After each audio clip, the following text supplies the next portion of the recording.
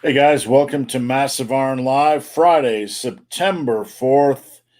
Hope everybody's doing well. The sun is shining in Ohio. Robert's joining me from Texas. And what's going on, Robert? It is raining its ass off here in Texas, so it's super dark. Um, been storming all morning. Rained a little bit yesterday and a little bit the day before that, but we need it because it doesn't rain very much here in Texas at all, especially during the summer months. So I'll take any and all rain we can get. Stops me from having to irrigate my lawn. Sounds good. I've been ramping up my running again, so I feel like a zombie. Before we jump in, I just want to let some folks know. My client said I got an email saying you don't provide a membership stuff anymore. The channel has memberships, and with COVID, I haven't had time to really fulfill, doing private videos and private stuff like that. So I'm altering the membership levels on this channel, so I'll be able to fulfill the services. So don't worry about it. I'm basically just going to be putting one member level, and that's a supporter, $2.99 a month, and they get a discount off anything on the store. So, and access to the forum. So we're going to keep it simple. Just stay updated. All right, guys, welcome to Massive Iron Live. I'm joined by Robert Schinetsky, the supplement engineer, who's with me every Friday, or most every Friday. We'll be on for about 2 hours. Post up your questions, diet, training, supplementation, nutrition, off topic, anything. We don't care if you want to talk about zombies or Star Wars or whatever. But we will be on for 2 hours. Post up all your questions. If we miss a question, post it up again. Sometimes longer questions don't post. And if we miss a question, if you miss the feed, you can hit us up on Instagram. I'm at Ben the Barman. And Robert, where are you at on sexy Instagram? Hugs and kisses 6969. Hugs and kisses 6969. The supplement engineer. The supplement engineer. So, Robert, before we dive in, when you first got on the channel, we were getting a lot of supplement questions. And for anybody that's new, tell them a little bit, give them the 10-second spiel about your background and what you do. I'm a mechanical engineer by degree. Did that for 8 years plus 2 summers of interning. Got really burnt out of engineering and really didn't like what my career path was headed to. Along the way, my grandpa got sick from health issues, didn't take care of himself. My dad's a 30-year now, I guess, type 2 diabetic. A lot of sick, unhealthy people in my family. I decided I don't want to end up that way. So that started me down the rabbit hole of researching anything and everything I could get my hands on as far as training, nutrition, supplementation. Had a lot of free time with my engineering work. So I just started researching a lot of supplement science and all of those things. So I dove into that. And then 2015, I made the full jump into writing consulting for supplement companies. And, you and I crossed paths in 2016 at Tiger Fitness, and it's been a rocket ship ever since then. So now these days I provide content for several companies throughout the industry. I help with formulations and do some coaching, nutrition, fitness coaching on the side as well. If it can be said that anybody knows supplements in the industry, it is Robert. So if you have questions about should I be taking this, what is a quality supplement, etc., Robert's the man. Before we jump in, this is my website. If you see superlivingtoday.com, right? We got the class. I just want to show everybody. You can go over to my website. We got the classic Massive Iron shirt. We got the classic Muscle and Brawn shirt. But the reason why I'm showing people this is because I want to hop in to the latest edition. And this is right here. The latest edition is the Massive Iron Hub of Lifting shirt. The Hub of Lifting shirt. So there you have it. For those Pornhub fans, you can have the Massive Iron shirt. All right, let's get rolling. Enough nonsense. Pork meat. Hello there, guys. Let us know where you guys are from, where you're tuning in from, what state, what country, what planet, what state of existence, what state of reality. We'll listen to it all right, it doesn't matter. Dexter McLaughlin. Hey, Robert, I don't like to take NSAIDs. Is a turmeric alone an effective alternative to control inflammation? Supplements right out of the gate, Robert. Turmeric, yeah. So NSAIDs are going to be stuff like your your Tylenol, ibuprofen, naproxen. So the Aleve is the brand name of it.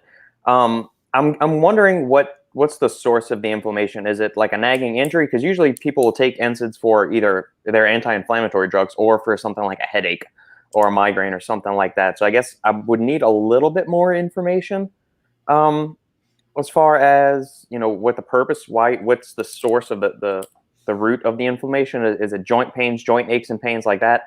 Then yeah, I think turmeric could be a good alternative. The issue with turmeric and just curcumin extracts in general is that it's got really poor bioavailability. So you want to stack it with something like a bioperin black pepper extract, 5 to 10 milligrams of that. Usually most turmeric supplements, at least the good quality ones at least, will come with some black pepper extract patent or stuck with it, or estrogen is another common bioavailability and absorption enhancer. That could work really well. Some other anti-inflammatories are Cissus quadrangularis. You can look up Cissus XT by SNS or Super Cissus by Innova Farm. That with turmeric would be a really solid anti-inflammatory combo. So before we move forward, thanks, Robert. I appreciate that. Robert is truly the genius behind all powerful supplements, anything supplements in the universe. Hey, I was running yesterday, Robert, and I thought I'd toss this at you because you might find this to be entertaining. One of my followers sent me a video from Jim Stepani. Oh, Jesus. And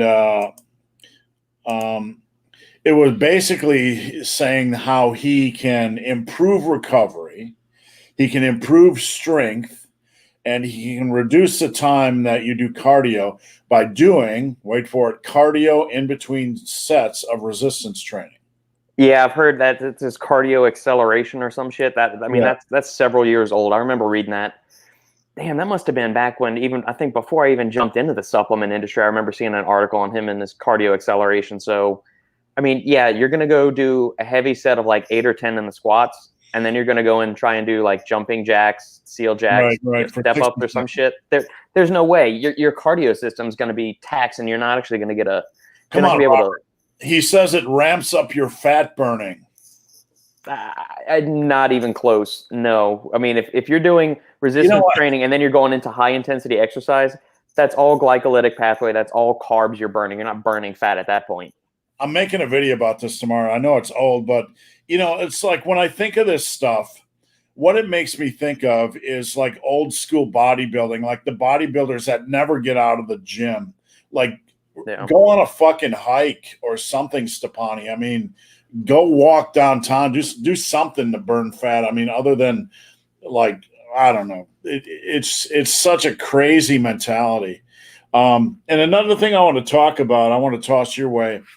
I've been getting hit lately with the idea that somehow, and somebody said this was something Alpha Destiny said. So if anybody can verify the actual quote, because I don't like to quote people when I haven't heard it come out of their mouth and I haven't heard the context. But somebody said that he basically said if you do strength reps and hypertrophy reps in the same workout, it kind of screws with the muscle pathways and you're not able to build strength. And, like people are starting to get paranoid. If you do 5 rep sets and 8 and 10 rep sets in the same workout, that somehow the hypertrophy type of stuff zaps or short circuits the strength training stuff. Have you heard any of this bullshit, Robert? I haven't. And I mean, even like the stuff from like Louis Simmons and all the Westside Barbell guys, the daily undulating periodization folks, they include multiple rep ranges in all of their programming. So, I mean, I guess that negates any and all successful power building, bodybuilding, strength training programs we've seen. I wonder if it's somebody out of the Ripito camp. Well, it really negates 99.9999% of anybody that's ever been successful. So I'll just about that. All right, let's move on from that steaming pile of crap. Paul DeVito, greetings from Vancouver, Canada. I don't know if you saw my Instagram yesterday, Robert, about Canada, but they are recommending that you wear a condom or a mask during sex. But they did go on to clarify, saying that glory holes are okay. And I'm not making this stuff up. I'm not. That's your government at work. And people wonder why nobody takes Canada seriously. I don't know. They're too nice. They're too nice. Let's not pick on Canada because we got our share of nonsense here. I mean, we got America's a fucking joke right now. It really is. I'm gonna lump the whole country in there. There's a few states that are doing some shit right. Florida's got some good stuff going on. Georgia does. Montana. But fuck, man, the country is in such a. I can't wait till November. The thing is, and I mentioned this to Alan's group yesterday, like I can see 1 or 2 or 3 world leaders completely nutso, right? Yeah. But all of them acting in concert, doing the same dance, it just blows my mind. I feel like I'm living in the Matrix. Yep. It's a collaborated, organized effort. There's so much shit going on behind the scenes. It's not even funny. All right, Slim 56. How's it going, Slim? For some reason, I have to belch. Maybe it's the sponsored by Monster Energy. There we go. Is that your favorite flavor, Steve, or do you have a favorite one? I think I've asked you this before. I'm a red guy usually, but I go with purple and green just for a little bit of spiciness in my old age. How much citrulline malate before training for a 90-kilogram man? Most of the research doses are 6 to 8 grams of citrulline malate, so that will supply your body with, assuming you're using a 1-to-1 ratio of citrulline malate, it'll give you 3 to 4 grams. Plus, it tastes good. It's got like a lemon lime kind of taste to it. The malic acid makes it taste really good. You could also just go with regular bulk citrulline, anywhere in the 3 to 10 gram range as well. That's where the 10 grams of just pure L-citrulline is where the research caps out, and after that, your body just converts it and oxidizes it to something else. All right, thanks, Robert. And Slim56 says zombie Jedis. You know, with the direction of the Star Wars movies lately, that might not be a bad angle. I don't know. Yeah, I've disavowed since Disney took over. I only consider the first 6 movies that Lucas had a hand in, and then all the stuff that happened after Return of the Jedi. They had this entire expanded universe with all of these novels, and there must be 30 or 40 of them. I mean, it takes Luke until like he's a super old man. He starts a new Jedi Academy, has a couple of people like Han and Leia have kids. One of them goes rogue, and a bunch of other really cool shit that happens. And it's so much better that all they could have done could have just plucked like one storyline from the 10 different series they've had after Star Wars. But no, Disney goes and shits the bed. And I've disavowed those movies. I don't even consider them Star Wars movies. It's funny you mentioned books. Like I've been trail running on and off for 2 years now, and at times, like it like you want to be in tune with nature, and you kind of go out there to relax and all that kind of stuff. We get it, but at times, like it's a mental grind when you're like, I have to go out and run for 2 hours, and I've seen that same tree 10,000 times. Yeah. So I started diving into the alien books, like books that were, just thrown into the alien universe. And, some of them are okay. Some of them aren't okay. Some of them, like I'm listening to one with Ripley's daughter and all kinds of stuff.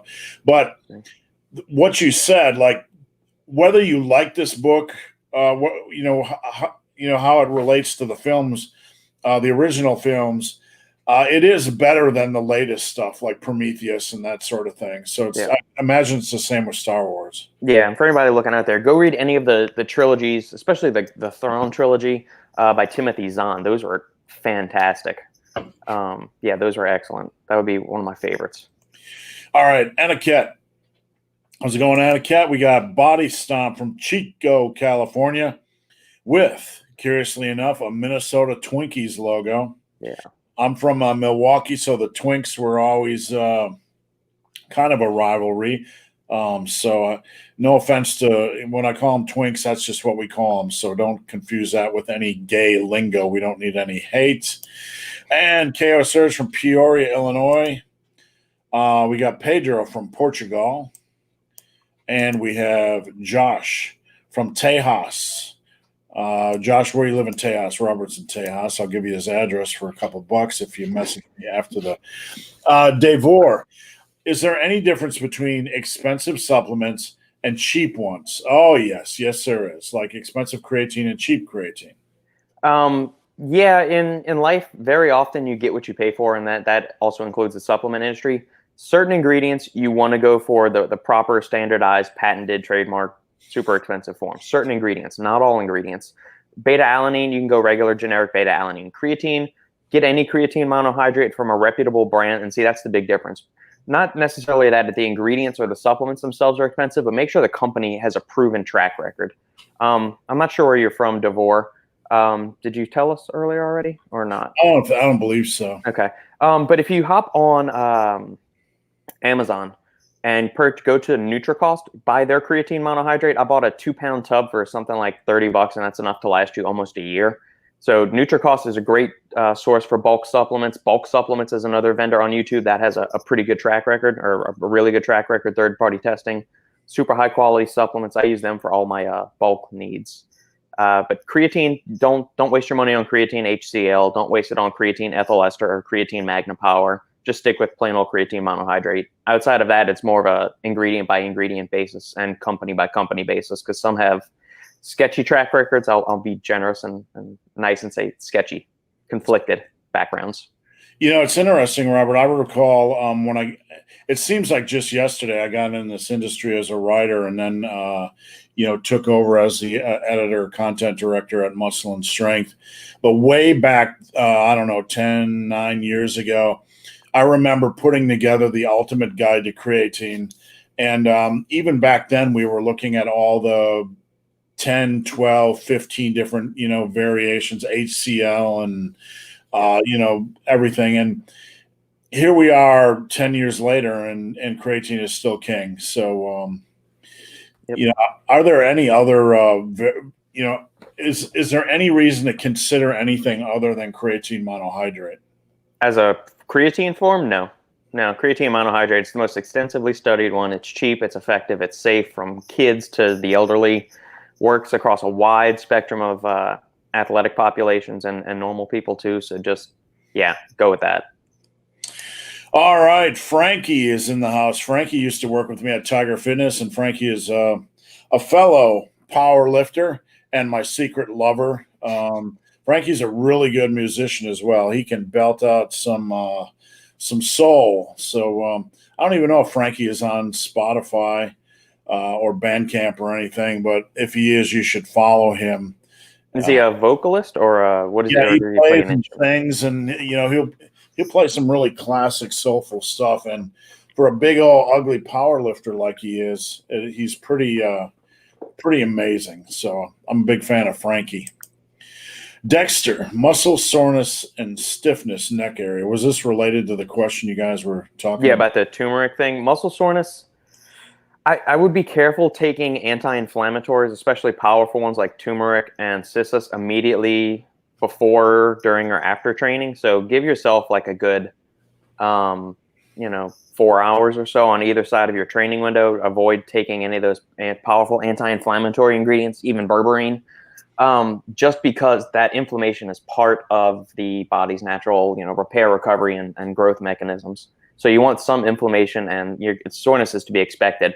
If you're chronically sore and stiff, you may want to take a look at your volume and or intensity.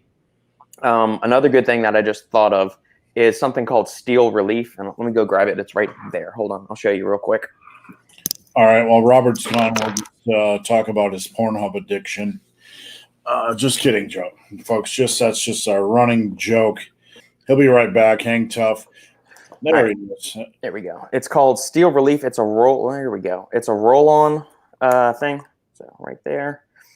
It's got some lidocaine in it, and it's got a bunch of other Ayurvedic herbs and stuff to help with anti-inflammatory stuff. So if I when my traps get really sore, I start to get pains like way up here in my neck, and it gives me like this throbbing headache and leads to a migraine.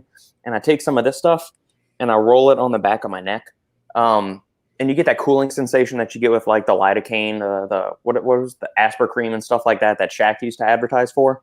But I find that this helps get rid of some really stiffness and soreness in the neck area, especially because my traps in my neck always get really, really locked up, especially after a heavy leg day.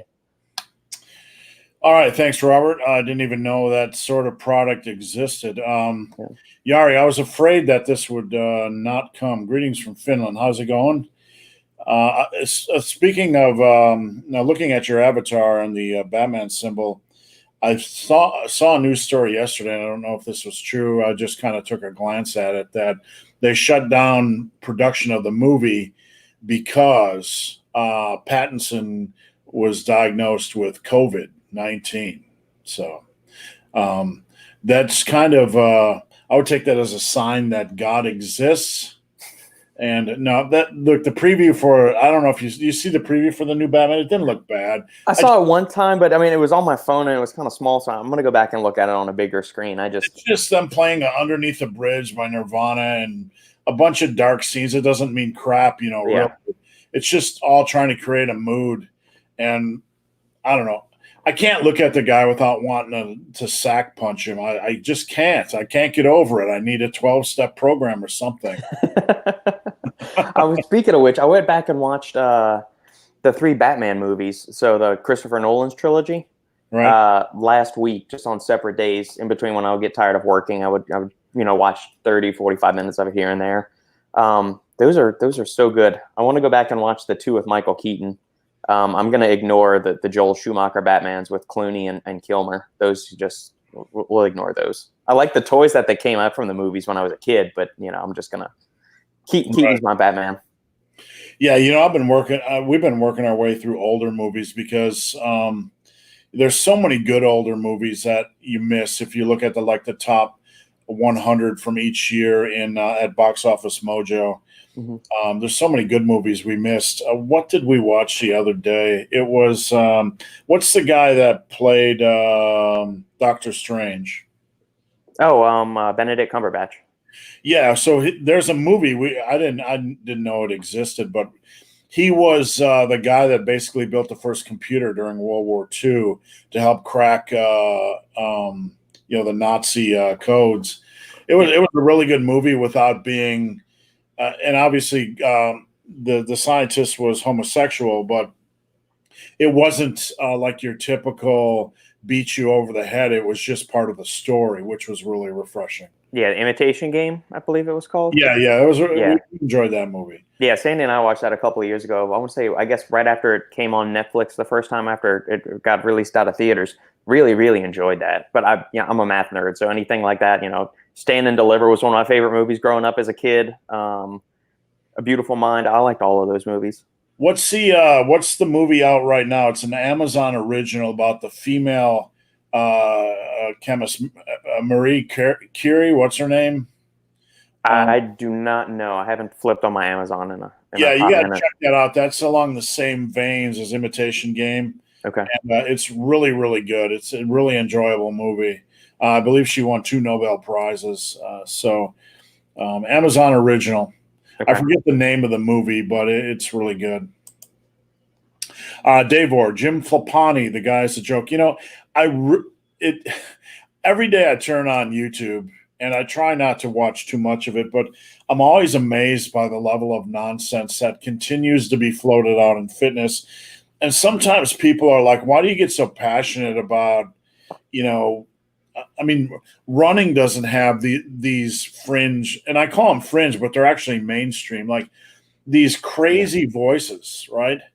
The only thing I can equate fitness to is politics. It's just filled with a sewer load of strange voices that continually dump turds into the swimming pool, and people have to filter through them to find out, oh my God, I can't do 5 rep sets and 8 rep sets in the same workout, or now I can do cardio in between bench sets to amplify my fat burning power with a big giant monster truck echo. So that was a key driver in me jumping into this industry, especially from the supplement side. And then it gravitated towards the fitness stuff too, because I fell for a bunch of the gimmicks and shit like that when like everybody does.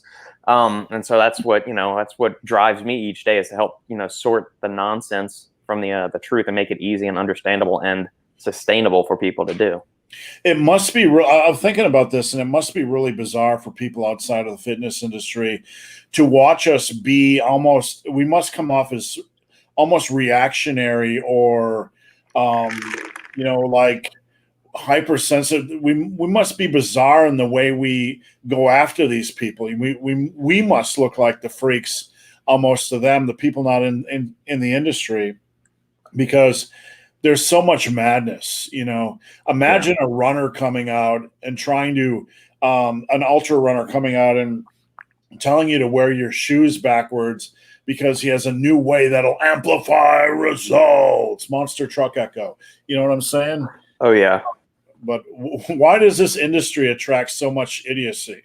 I think I guess I'm gonna boil it down to the marketing thing, and that humans are inherently lazy to a certain extent. We always seek the path of least resistance. We're kind of like water. We go to like the lowest settling point, and somewhere along the way, I guess like the Joe Weider and even before him, they found out that if you can like prey on people's insecurities and then get them to think, hey, maybe just do this one thing. This is the one thing you're missing.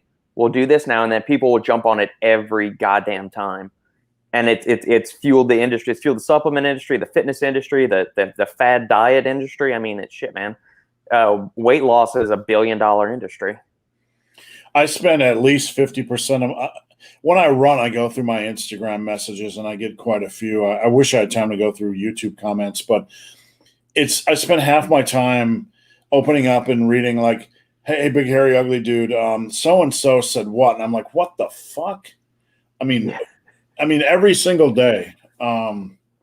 Every single day. Our boy Scott Mackerlane from Scotland sent me a link the other day that says some new longitudinal study or this article saying that protein powder supplementation earlier in life leads to alcoholism later in life.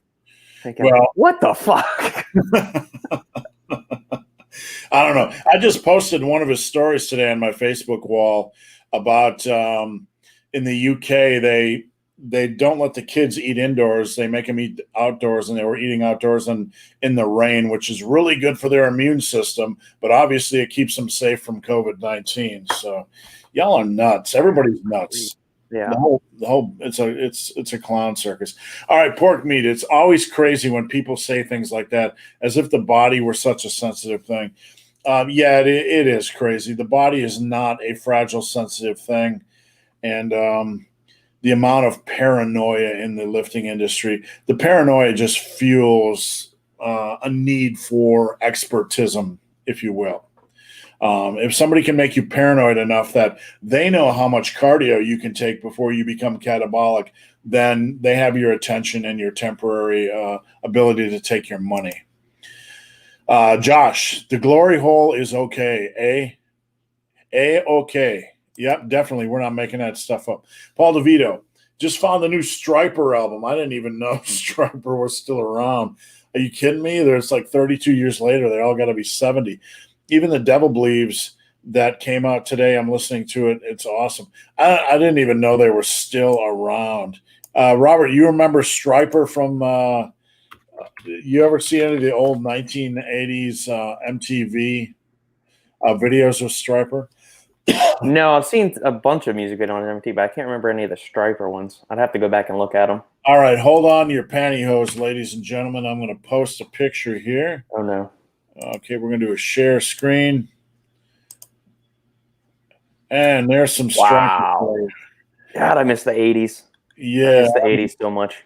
Just let that soak in a little bit. Just take that in. There's so many little things going on there, like chains coming around your thigh and spikes, and oh my God, that hair. I can't even. Let's get that out of there. Okay. But I didn't even know they were still around. It'd be entertaining to see them like at a country, like a county fair, just jamming up on stage and the Bumblebee stuff. So, yeah. Excuse me. Biff Tannen's dad, Dexter. I've used turmeric in place of ibuprofen many times, and it's worked for me. I'll have to try that because I'm an ibuprofen nut.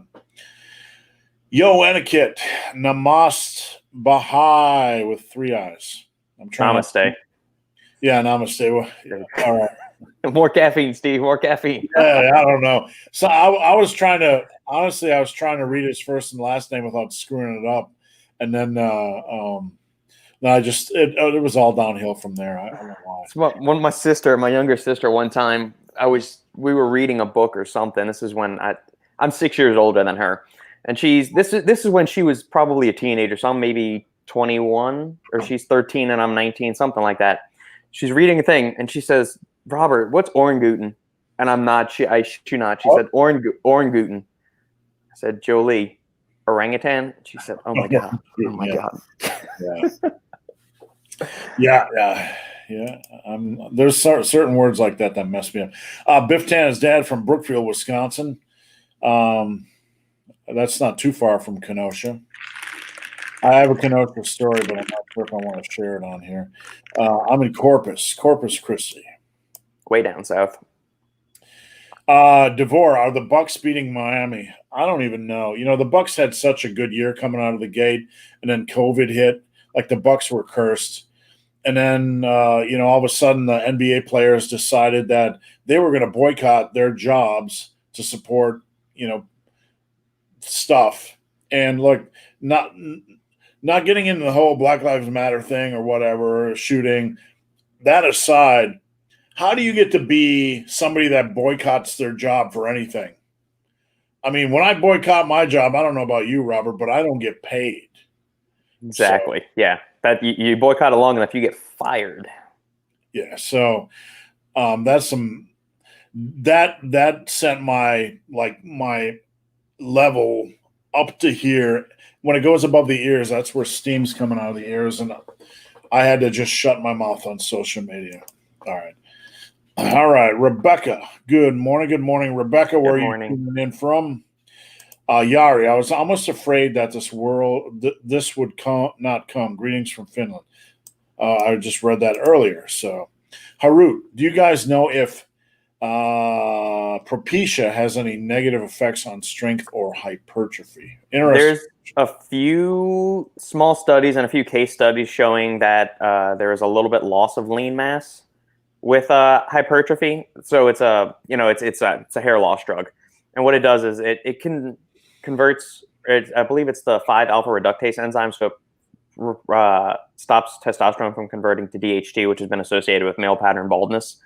But as bad as a rap as DHT has gotten, it's still involved in the muscle building process to a certain extent. So by stopping some of that conversion, you could be technically inhibiting some muscle gain possibility.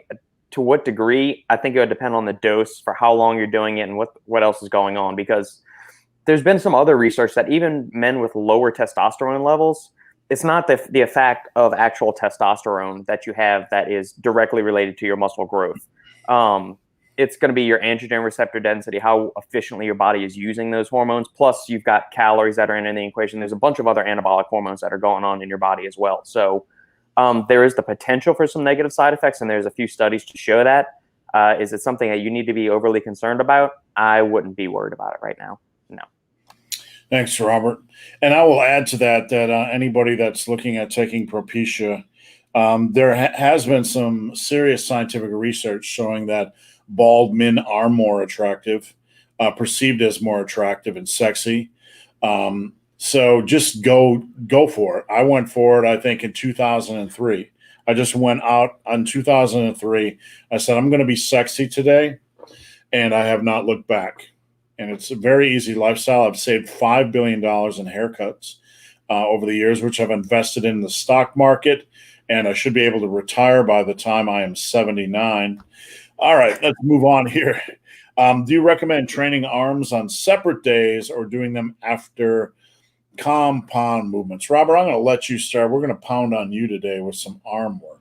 I think if you are somebody that's training to be a bodybuilder, or somebody that takes their fitness very seriously, and you would almost classify yourself as like an amateur bodybuilder, maybe it's worth training on a separate day. But I think for the average individual, no, they don't require, I don't think it necessitates training arms on a separate day. The caveat that I'm going to put in there is that if you are just so fatigued after your compound exercises that you can't, just from like a central nervous system standpoint, if you are so depleted that you can't muster up the energy or the gumption to, train your arms as intensely as you were doing your compound movements, then yeah, it could warrant training on a separate day. But you don't need to attack them with like 15 sets for your triceps and 15 sets for arms. You don't need to do these 30-set arm workouts like you'd see a lot of bodybuilders do. I train them after compound exercises. I'll either do, like if I'm doing a chest and back and a shoulders and arms rotation, that's when I would train them, is after my shoulders are done. But most of the time, as of late, I've been doing a legs push-pull split. So legs push-pull, a day off, and then I'll have an upper and a lower day, and then another day off, and I'm jumping back into the legs push-pull split. So yeah, and I always do arms at the end. You could put them before leg day as a way that just kind of primes the central nervous system, and will you be fresher and more apt to give a higher degree of effort to your arms? It really depends, I would say, on the individual. And I hate saying that because I feel like that's my answer for everything, but it really, there's all of these questions require a little bit deeper understanding, nuance, individual circumstances. So I would say if you can train them hard after your compound movements are there, then yeah, you might as well, because your joints and tissues are already warmed up from the previous work. But if you're not, or if you're pressed for time, then sure, you can train them on a separate day. The knee-jerk reaction on social media when you mention arm days is to laugh at it and call it bro-esque and all that kind of stuff. But, at the end of the day, I want to remind everybody that fitness is about, fitness can be fun. It doesn't have to be all optimization, and you will get more results out of having fun and going hard than you will out of an optimal, whatever that is, program. So if you like it, do it. Just do it wisely. Compound movements, first and foremost, you need to understand at least 80% of your muscle growth in your arms are going to come from compound movements. With that said, over the years, when I was at my strength peak, all I did was the big lifts. Very Russian-esque of me, right? And I noticed a definitive decrease in size of my arms. And I noticed that during my bench press eccentrics, it was much more difficult lowering the weight down. Now, I was benching 450, 500 with and without chains. So let's frame that properly. But I think there's what I learned was that by adding a little bit of arm work in, it went a long way. So if you're going to structure arm work, you have to do it intelligently.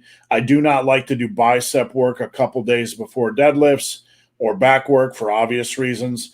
If you get really strong on dumbbell rows, and I have a client this morning who just peaked out at their 130 or 120 on dumbbell rows for like 16 reps.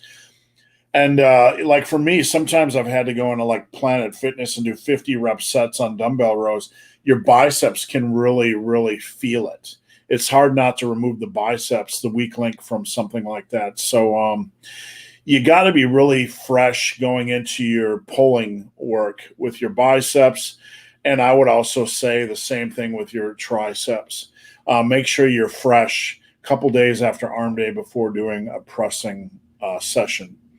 With that said, arm days are probably going to leave you a little bit more sore than normal. So it really comes down to program structure. Sheldon, LOL, and Batman Returns. Not being dismissive of you guys, but sometimes the comments get lost. The context gets lost. Scott McKeerleen. I worked on a set of the Batman in Glasgow. I didn't see Arpat, but then he was probably standing. All right. I love it, Scott. I love it. All right. Kip is from North Carolina. I believe the gyms are still closed, or did they just open? I can't remember. The Federal Republic of North Carolina. I can't remember. Woodulus from Scotland as well. What are your favorite superheroes and why? All right. So growing up as a kid, I had my appendix out when I was 5 years old. And this was way back in 1972. My dad brought me comic books into the hospital. And I had a Spider-Man, and I had, a Swamp Thing or something, and a Fantastic Four. And I actually accrued a lot of those 25-cent comics back in the day. But they were mainly Marvel. I immersed myself in the Marvel world. I like Spider-Man. I've always liked the crazy, whimsical, fun enemies, that weren't always Superman's enemies. The enemies have to be equal to the superhero, right? So Superman's enemies have to be super powerful. I didn't really care for Thor's fantastical world. I wasn't super into the Avengers. Iron Man had some interesting enemies back in the day before he became like super crazy. I really liked the Fantastic Four because they were always interesting and had diverse enemies. These days, I lean more towards Daredevil. I like Daredevil. But I'm a little bit flexible. How about you, Robert? It's not even close. When I was a kid, so the Batman movies Batman came out in 1989. And I love that. I had the Batman Nintendo game on NES, played that, had a bunch of the action figures. But when it came to actually reading comics, I was a Spider-Man kid all the way. I mean, Marvel wasn't really making movies, and we're not going to count like the 1990 or 1991 Captain America movie, which was just god-awful. That was around the same time when I was growing up. They had the Spider-Man animated series that I would watch. There was a comic book store right next to the dance studio my little sister would go to, and my best friend's mother was the dance teacher at the school. So him and I would go and like sit in Ernie's comic shop for 2 hours while my sister was dancing, and my mom was talking with the other moms. So we would go and buy Coke and a bag of chips and just sit there and read comics, and it was always Spider-Man. I love to draw Spider-Man comics. The Sinister Six, Doc Ock, Electro, Green Goblin, all of those guys, Sandman. I even drew a comic. We started a comic book drawing club when I was in 4th grade, and I came up with this character named Volt or Bolt. I don't remember what it was. Some electricity. I sent the comic to Stanley. I actually handwrote a letter to Stanley and said, "Hey, would you review this? Would you do it?" And I actually got a handwritten letter back from Stanley, which was really, really fucking cool. And I think I still have that to this day saved in my desk. It's got his thing. It was a typed out letter, but he signed it at the bottom, and it's got a picture of Spider-Man crawling down the top side of the letter. So I have always loved Spider-Man. Like you said, Steve, some of the whimsy that's there, but also, the quips that he did and the smart ass nature. And he was a nerd like me. So he was really good at math and science. And that resonated with me a ton. Yeah. When I was a kid, I got this book, as a Christmas present or birthday present. Yep. Whatever. And let me just keep that up there and get rid of us. And it basically taught you how to draw. And you mentioned, Robert, that you create a superhero like Bolt or whatever. I had this guy called Roller Man, which, give me a break. I was 9 years old. So he had like roller skates on his feet. And I don't even know if he had superpowers, but I know he looked muscular and he had roller skates on his feet. So give me a break, would you? But that was my thing. And I always enjoyed some of the superheroes I never really connected with. Like Captain America. When I was a kid, he was always fighting like the Red Skull or some Nazis or something. And I just didn't connect with that as a nerd. So you hate America. Is that what I'm understanding, Steve? You hate America. That's what I'm getting from here. Robert, that's that's like the bridge from across Tampa Bay. That's a big leap, Robert. Yeah. Have you ever been across that bridge? I don't No. Oh my God! It looks like you're driving up into space. It just goes like it feels like you're doing this over the water. Like forget that. All right, Pork Meat. The movie about Curie is called Radioactive. I recommend anybody that's a nerd. This is a pretty interesting movie. It's well acted, and you kind of feel like she is the actress. So I recommend that this weekend when you're bored. Josh, I've been doing 20 rep sets across the board, push-pull legs, and only 20 reps for a few weeks. Seems to shrink my muscles. Any experience with that? Seems is the issue here, Josh, and we have to be analytical. So when you say seems, that's not scientific and that's not a dig at you, but you have to be measuring arm size and leg size. You're not going to see a decrease in muscle size at all, especially over 2 weeks. So that's something mental, or maybe your muscle fullness is feeling different. Robert, any thoughts on that? Yeah, I was gonna say the higher rep sets you do, the more glycogen you're going to deplete, and with that, you're going to lose more water. So especially if you're going on like a low carb diet right now, or just not eating enough carbohydrates or drinking enough fluids in general, doing glycogen depleting rep protocols like that may give the appearance that your muscles have shrunk, but they actually haven't lost any size. It's all a matter of water and carbohydrate storage. Yeah, and look, muscle size is hard to lose. It's almost impossible if you continue to lift. So somebody like me, who's been doing this for 35 years, I can basically go in and roll around a dumbbell, punch the barbell throw the barbell through the wall and maintain muscle mass. It sounds silly, but it's really easy to maintain muscle mass. So even if you're doing like 5x5s your whole entire lifting career, and you move to just exclusively 20 reps, you're not going to see any decrease in muscle size with the caveat that, and obviously nobody's doing this, but if you were doing 505 with 405 pounds on the squat and you move to like 95 by 20 in the squat, you could lose some, but heck, even doing 135 by 20, you'd probably still be able to maintain that muscle mass. All right. Tell us a simple way to promote your channel. I don't know, man. I mean, my channel is what it is. I've just been doing what I do. And, it's afforded me a lot of amazing things. I work for myself. I get to meet amazing. I've met everybody and trained with everybody from the Hodge twins to Olympians. I mean, to the best in the world. What more could you ask? So, I appreciate it. I do, but I could go out of my way to just try to be about numbers, but I don't need numbers. I just want to put out. I want to put out the information I put out and die satisfied. That I did, and I'm always refining things, obviously, but I just want to do my thing, and my thing will, be yourself, and those that like it will be attracted to it. I'm not for everybody, just like Robert's not for everybody, but anybody I tell, like from Robert to anybody that's trying to do YouTube, I tell them just be yourself. You'll attract your people. Don't try to be a cartoon character or animated Greg Doucette or, don't try to do anything gimmicky. Just be yourself and you'll attract your tribe. And I'm just very thankful that I have somebody, I have a tribe, people that tune in every week. So, yeah. Like and comment on Steve's videos. Comment on every one of them. Give them a thumbs up. And then if you have various social media outlets, advertise the channel. That'll help promote the channel.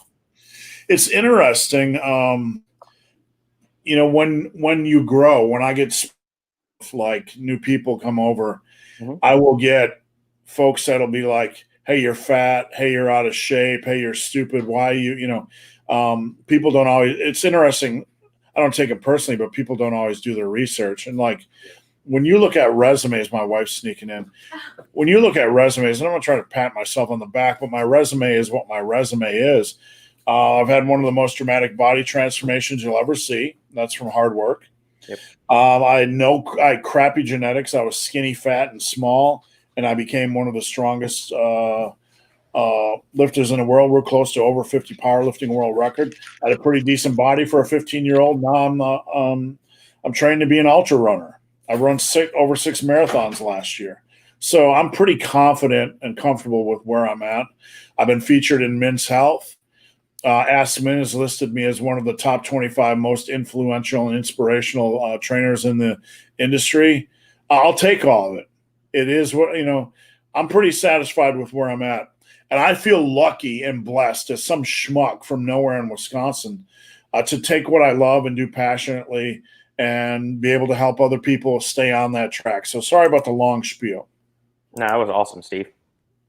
All right, we got a Yankees logo. Ted Cruz and Striper. I despise the Yankees. They beat the Braves in 2 different World Series. I was a Braves fan growing up because we didn't have a professional baseball team. Sorry, Major League Baseball team in New Orleans. We had the Zephyrs, which was the minor league AAA club, but I always liked the Braves. Greg Maddux, John Smoltz, Tom Glavine, Steve Avery. Now, back in the day, like the Yankees and my Milwaukee Brewers were in the same division. And I got to witness like 79 to 82, the Brewers actually competing with the Yankees for first place. And in some instances, winning and going to the World Series and all that kind of good stuff. So I kind of had some personal satisfaction, but I want to admit something. In my years in minor league baseball, I was on the Yankees every year. Really? Yeah. I was I played catcher for over 10 years. And I was, I'm going to pat my back a little bit. I was one of the better hitters in the league. We actually had a school across the street from where I grew up, and we would paint the strikeout box in there, and we would literally play baseball 6 hours a day. I could hit the living shit out of a baseball. But I was always on the Yankees, won't lie. Pedro Sanchez, you missed two of my questions. Pedro, just a reminder to anybody new, we didn't miss any. We answer every question that comes up. YouTube sometimes does not post the questions. We don't skip any questions. So if it seems like we skipped it, post it up again. I will say that sometimes people try to post questions that are too long and YouTube bonks them. That might not be the case in this situation. Striper looks like they should be wasp with yellow and black. Yep, exactly. Let's see. Let's move past that. Are most protein bars just junk food? Before Robert answers that question, I want to say that the outright bar is pretty rock solid. There are some bars out there with real food ingredients. The outright bar tastes the best of them to me, and I don't get anything from that promotion. Some of them taste like plastic bars of plastic junk. But Robert, what are your thoughts on that? I guess what's our definition of junk food? I mean, yes, protein bars are processed. They do contain various stabilizers, sweeteners, thickeners, preservatives in them. Does that mean they're bad or junk food? No, not necessarily. I mean, they have a decent amount of fiber. They have a high protein content. If you're going by high sugar content, you could look at the outright bar. It's got something like 17 or 18 grams of sugar. Now it's natural sugar from honey, but I mean, where are we drawing the line for, what's healthy and what's junk food? With protein bars, as long as it's got 20 grams of protein and some decent fiber and the fat's not outrageous, I mean, I consider it a better alternative to a candy bar. A candy bar and a donut is junk food. A bagel is junk food. I would consider a protein bar one level above that, even though it's just as processed or maybe a little bit more than that. But I think the addition of protein, it significantly moves it towards a more healthy option than those other three things I just named. Some of the ones I go to fitnessdealnews.com and I just buy whatever protein bars are cheap. If I have a choice about which ones I actually really enjoy, the One Bar is really good. Quest bars, they're okay. I know they've been in the game forever. I really hate Quest. Sorry. Yeah. The Built bars are really good. They're only like 110 to 150 calories, but they have 20 grams of protein per serving. Those are really good for a low calorie bar. The outright bars, yeah. Huh? Oh, sorry, Robert. How about the Cliff Builder bars, like the vanilla almond? Do you ever try those? I've never tried the Cliff Builder bars. I don't like the RX bars. The RX bars are disgusting in my point of view. One Bar is probably my favorite. The SinFit bars are outstanding, but that is like a protein bar with whey protein added to it. I mean, it's 350 calories, but it's got 30 grams of protein, I think 30 grams of carbs, and maybe like 10 or 12 grams of fat. RX is disgusting. Quest bars, they're hit or miss. The outright bars, yes, they're whole food bars, but I think the macros are wonky on them. I want more protein in a protein bar. Yeah, I'm sorry to interrupt you again, but I mean, you hit the nail on the head. Like, if I'm going to do a protein bar, it has to have at least 20 grams of protein for me personally, or like I have a hard time making that choice. Yeah. Oh, the dedicated nutrition protein bar. Those things are freaking phenomenal. They are so good. It tastes like a candy bar, but it's got 20 grams of protein in it. Look those up. Those are really, really good. And Bear Bells, Barebell, those are really delicious too. Never heard of that. It's a European company. It's funny. The European companies are kicking our ass in the protein game, like in the functional food space, protein bars and all of that. They are so far ahead of where we are. It's such a bigger niche of the market than it is here in the States. We're getting better. But I've got friends in Poland and the UK and a few other places that'll send me packages of some new stuff that comes out every now and then. And man, they are ahead of us. I will say that. Now, it's interesting that you mentioned that, and I'll say why. But before I do, is there anywhere in the U.S. we can find products like this? Yeah, Bear Bells is sold. They just got launched on Amazon not too long ago. So I'm going to see if I can find it real quick on Amazon because you got me excited.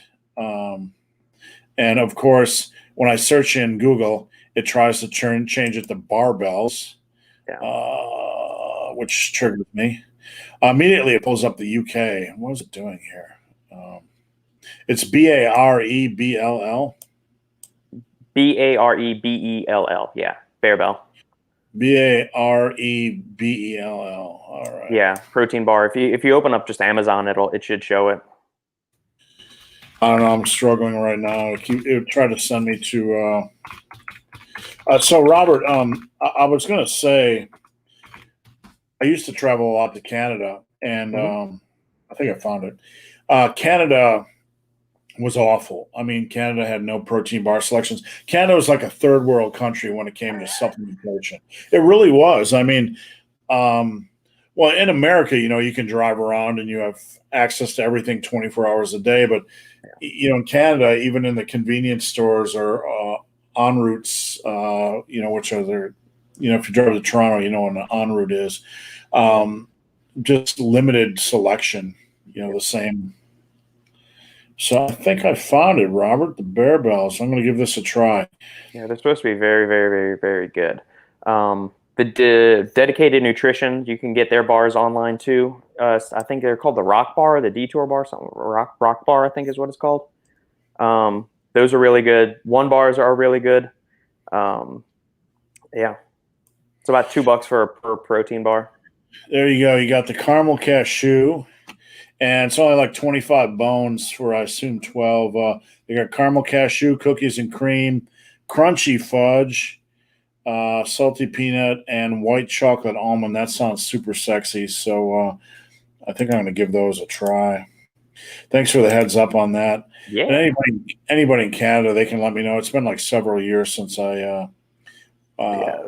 Well, their supplement rules are so much stricter. Like you have to submit these things called NPNs like months in advance before you ever get even close to releasing a supplement.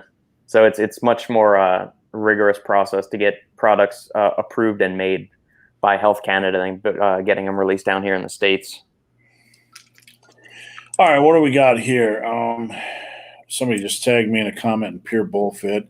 Maybe if anybody's on Pure Bullfit, they can tell me what they want. NXC Demon, I'm going to have to maintain a specific weight for a sustained period and was wondering if I could maintain muscle mass just fine by switching over to one strength session per week for each muscle. Wow. Is that all the time you have to lift? You could maintain by once a week. I'm assuming this is military, or I have a client that's actually on a boat in Norway that goes out for a month, and they have a gym, but it's a very limited gym. You just have to be really smart about it. You probably would have to drop to 2 sets per exercise and try to find a way to, like when I'm in very minimal mode, I try to do like 2 exercises for body part, like bench and push-ups or bench and dips. Deadlift and dumbbell rows, or dumbbell rows and inverted rows. 2 exercises per body part, 2 sets. Robert, do you know any science related to sustaining mass at a very low frequency of training? I know they've sustained strength with as little as like 1 heavy hard set per week for strength retention. For muscle mass, I'm reading this question again. It says 1 strength session per week for each muscle group. Oh, for each muscle group. Okay. Yeah, so I'm thinking, yeah, he can definitely. I mean, is the amount of volume you have to perform in order to retain muscle or just maintain it is far below what you need to build it. So, I mean, I would say, maintenance volume is probably estimates based on what, Dr. Mike's research has done. I think it's like 1/4 to 1/3 of what your normal volume is. So if you do 12 sets a week, 4 sets, and you're going to be fine. 3 or 4 hard sets, and you'll be fine. I find it interesting that me and Dr. Mike always come back to the same conclusion, just through different means. I mean, I just mentioned 2 sets for 2 exercises per week. That's 4.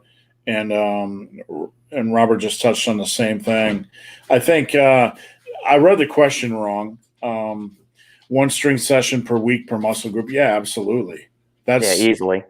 I mean, that's bro split. Bro split. That's easy, despite what the nonsense says. I built all my muscle mass on body part splits. I'm sorry to inform everybody, but so did 99% of everybody I've ever talked to or interviewed in this industry. I'm sorry, but that's the reality.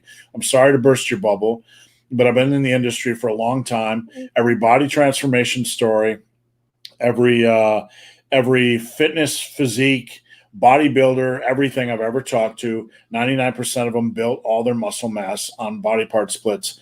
And if you don't like it, take it up with the big one upstairs or the aliens that run the universe, because it's just the way it is. So you can absolutely, without going crazy. Can you see it now? I can't see anything yet. All I can see is these questions. So either you're posting a really, really long question. I'm not sure what's going on, but make sure you're not posting a super long question. Bald men for the win. If that's your thing, Scott, we don't judge on this channel. So I'll just leave it at that. Unless you don't like bourbon or whiskey, then we judge you harshly. I increased my overhead dumbbell press from 60 pounds to 65, and my reps fell. That's normal. Absolutely normal. That's the cycle you want. Increase weight and reps dip. Increase reps, then increase weight. That's normal. Nothing to worry about. And don't drop your weight. That's normal. Where you want to go right now is you want to fight your way back up. You want to go from those 3 sets to go 8, 8, 8. And you want to fight every single workout for a +1. Okay? Until you get back up to 10 reps. Don't drop the weight, or else I will spend the entire weekend in the corner crying. Don't do it. I can't tell you how many people come to me and they're like, I increased the weight, my reps dropped, so I dropped the weight. And like, I just need a tattoo that says, don't ever drop the weight. I get that a lot. Don't ever drop the weight. My answer is always no. Even if your squat is ganky, no, let's learn how to squat. Not always. I'm just being facetious. All right. Thanks for the donation. I encourage everybody to dig deep into their pockets and donate. Feel free to donate 5, 10, 15, thousands of dollars. We appreciate it. But Steve needs his monster fund. Is TRT necessary? No. Can you boost and maintain T levels naturally? I'm going to start with this, Robert. I'm going to let you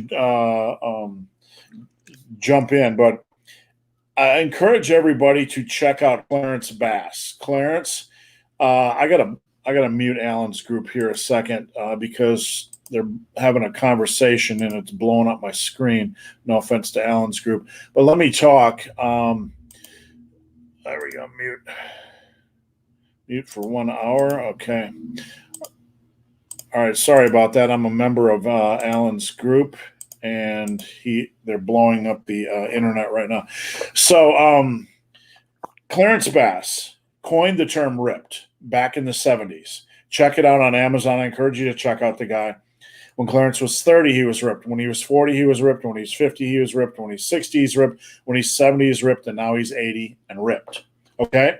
So I talked to Clarence. I interviewed him. And Clarence basically eats a very low to moderate calorie diet of all real foods, single ingredient foods. And he told me when I interviewed him maybe 6, 7 years ago, he was about to turn 80, that his testosterone levels were 650.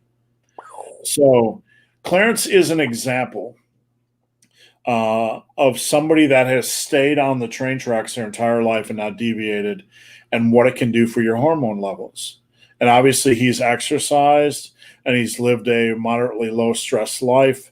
So you can, but it's also easy to mess up your T levels. Robert, what are your thoughts on this? I mean, just it's natural human physiology that hormone production is going to decline. I'm curious what Clarence's starting testosterone levels were. If he's 650 when he was pushing that age, I mean, shit, that's pretty impressive. It might be 600, but it's in that range. So yeah. Can you boost and maintain? I mean, resistance training helps maintain testosterone levels. The more muscle mass you have, the more testosterone you'll have. Lower your stress, keep body fat levels in check. You can also, this goes along with reducing stress. Supplements like KSM 66, ashwagandha, some other adaptogens can help, mitigate some of the decline that happens with stress-related decrements in testosterone levels. Make sure you're also getting enough zinc, magnesium, boron.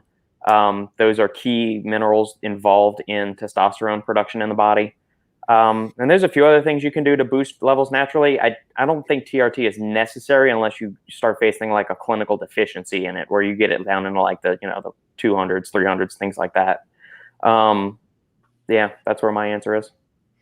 Well, the thing, as somebody that coaches for a living, I can tell you, I run into so many people that have destroyed their hormonal profile, and that's the best way to put it.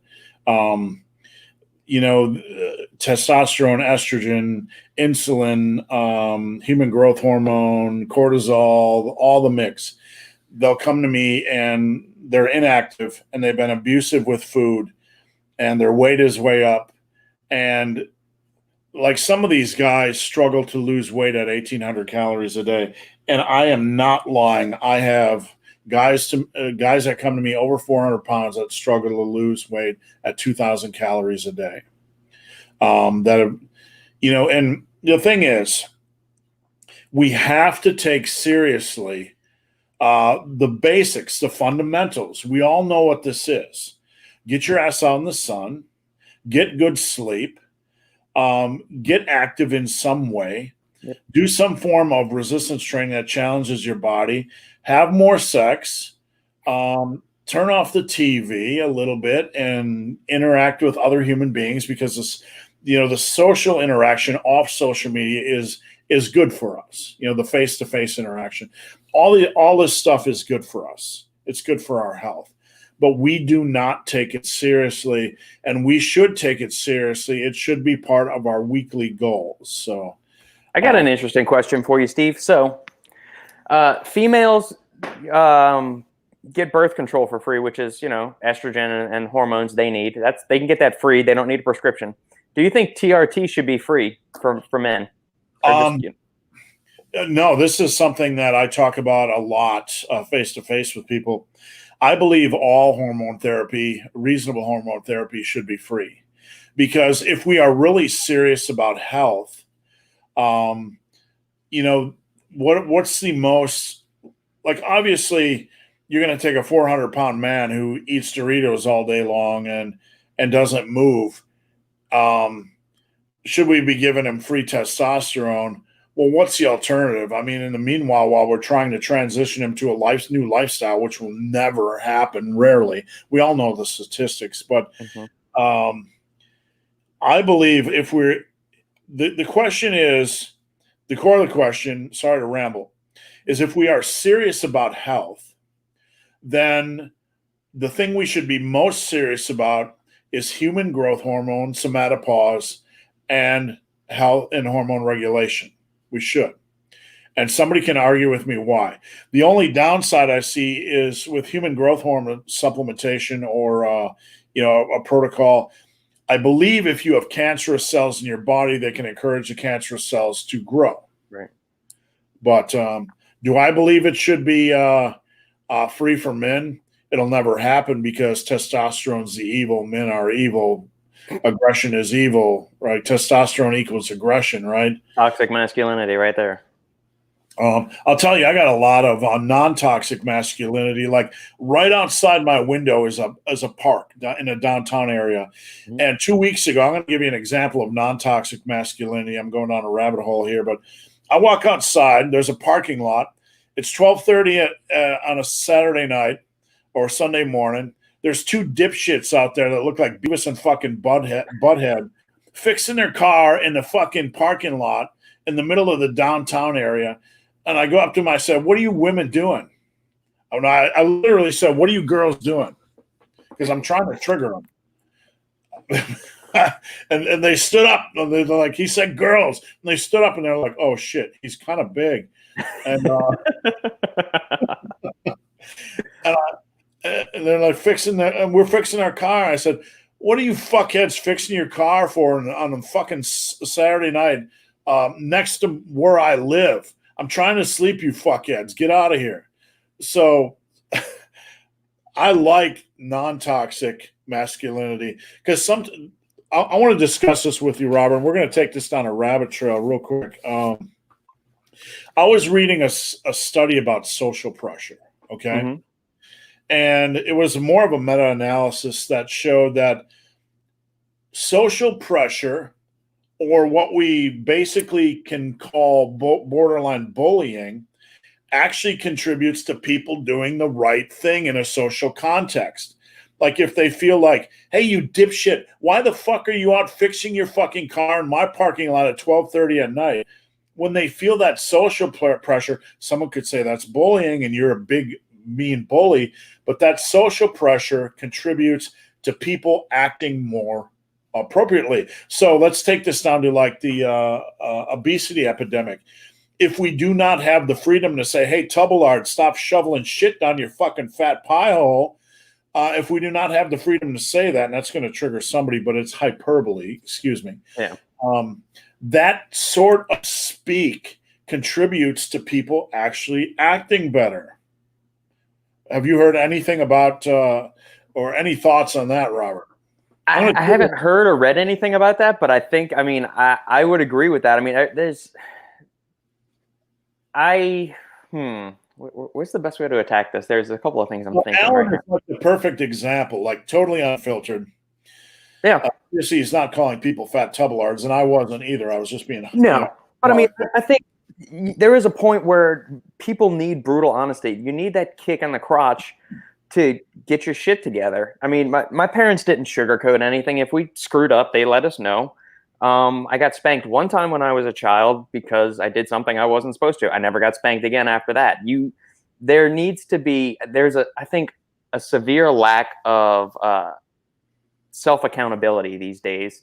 And then the second somebody tries to correct another individual, it's shaming, which I fucking hate that thing. You're fat shaming, you're skank shaming, you're whore shaming, you're beard shaming, whatever the fuck it is. I think it's all bullshit. I don't know what to call people that are different. I mean, like, fat used to mean somebody that was fat, okay? Yeah. I mean, like, I don't even know if I can call it a midget anymore without offending. I don't know what's acceptable. Well, yeah, I mean, everybody's so delicate and snowflakey these days. People need honest talk, and sometimes brutal honesty is the clearest way to get through to somebody.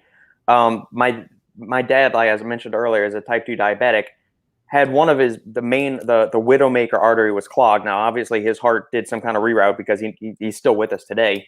But my mom, after that episode, says, Steve, you will fucking die unless you get your shit together. And then after that, that's kind of when he started getting his act together as far as getting control of his weight and diabetes and all of that stuff. But I mean, shit, sometimes people just need to be slapped in the face with the cold, hard truth. And then that's the only way to reach them. And if they can't deal with it, then, at that point, if you can't deal with like a real shot of medicine, I'm washing my hands and just saying, fuck off. You're responsible for yourself. You're a grown ass adult. But I mean, if people need that brutal honesty talk, sugarcoating it, being nice and delicate and all of this other stuff, I don't think it works most of the time. People will find any excuse and every excuse to avoid becoming uncomfortable and facing the music. Yeah, I'm trying to find. I'll pass the article along with you, but even just Googling it, I Google social pressure acting better study. I get peer pressure as a positive side from Scientific American. It's a very interesting discussion and probably one that's not best suited for this channel, but it's very interesting that some of the stuff we consider borderline bullying actually helps people do the right thing that is healthy for them. Right. And I agree with that up to a point. But if it turns into things like fear mongering and all this stuff, like they're trying to use those tactics nowadays to keep people locked inside their houses or wearing masks and all that, that's the opposite of what is the good intention of the social pressure. That's trying to keep people under control and cowering in fear. No, I agree. This is a very nuanced discussion, and it could be certainly abused. I'm not talking about, in the example I gave, I'm not talking about calling people names, but I am talking about telling the truth. Like a year and a half ago or 2 years ago, when I started telling the truth about the dangers of obesity, the fat shaming community, I was using the hashtags fat shaming and fat acceptance in these posts, and it triggered these people. Like, they harassed me for a year. I had to collect data on a couple of them, and I was, it almost came to the point where we had to file a cyber stalking case. But I'm talking about speaking the truth, whether somebody likes it or not. Yeah. So, all right, let's move on, guys. We have a little less than an hour left. We got plenty of time, so get your questions in: diet, training, supplement, nutrition, whatever. Post them up. Do 30 repetition sets make sense if they do about 50%? You know what? I mean, here's the issue with higher rep sets. And Robert, I want to get your thoughts. At some point, they're just tedious. At some point, they're just, physiologically, we have to understand there's different physiological mechanisms in the body. And while a muscle might be able to handle a 30 rep set, sometimes other systems are like, nah. Like look at what you have to do. You have to, hold your breath, and you have to exhale, and you have this rhythm and pattern. When I did my deadlift competition against Chris Gethin, and we did 100 deadlifts with 315, I came down with an exertion headache that lasted on and off for 2 months. It felt like I was being struck by lightning. So,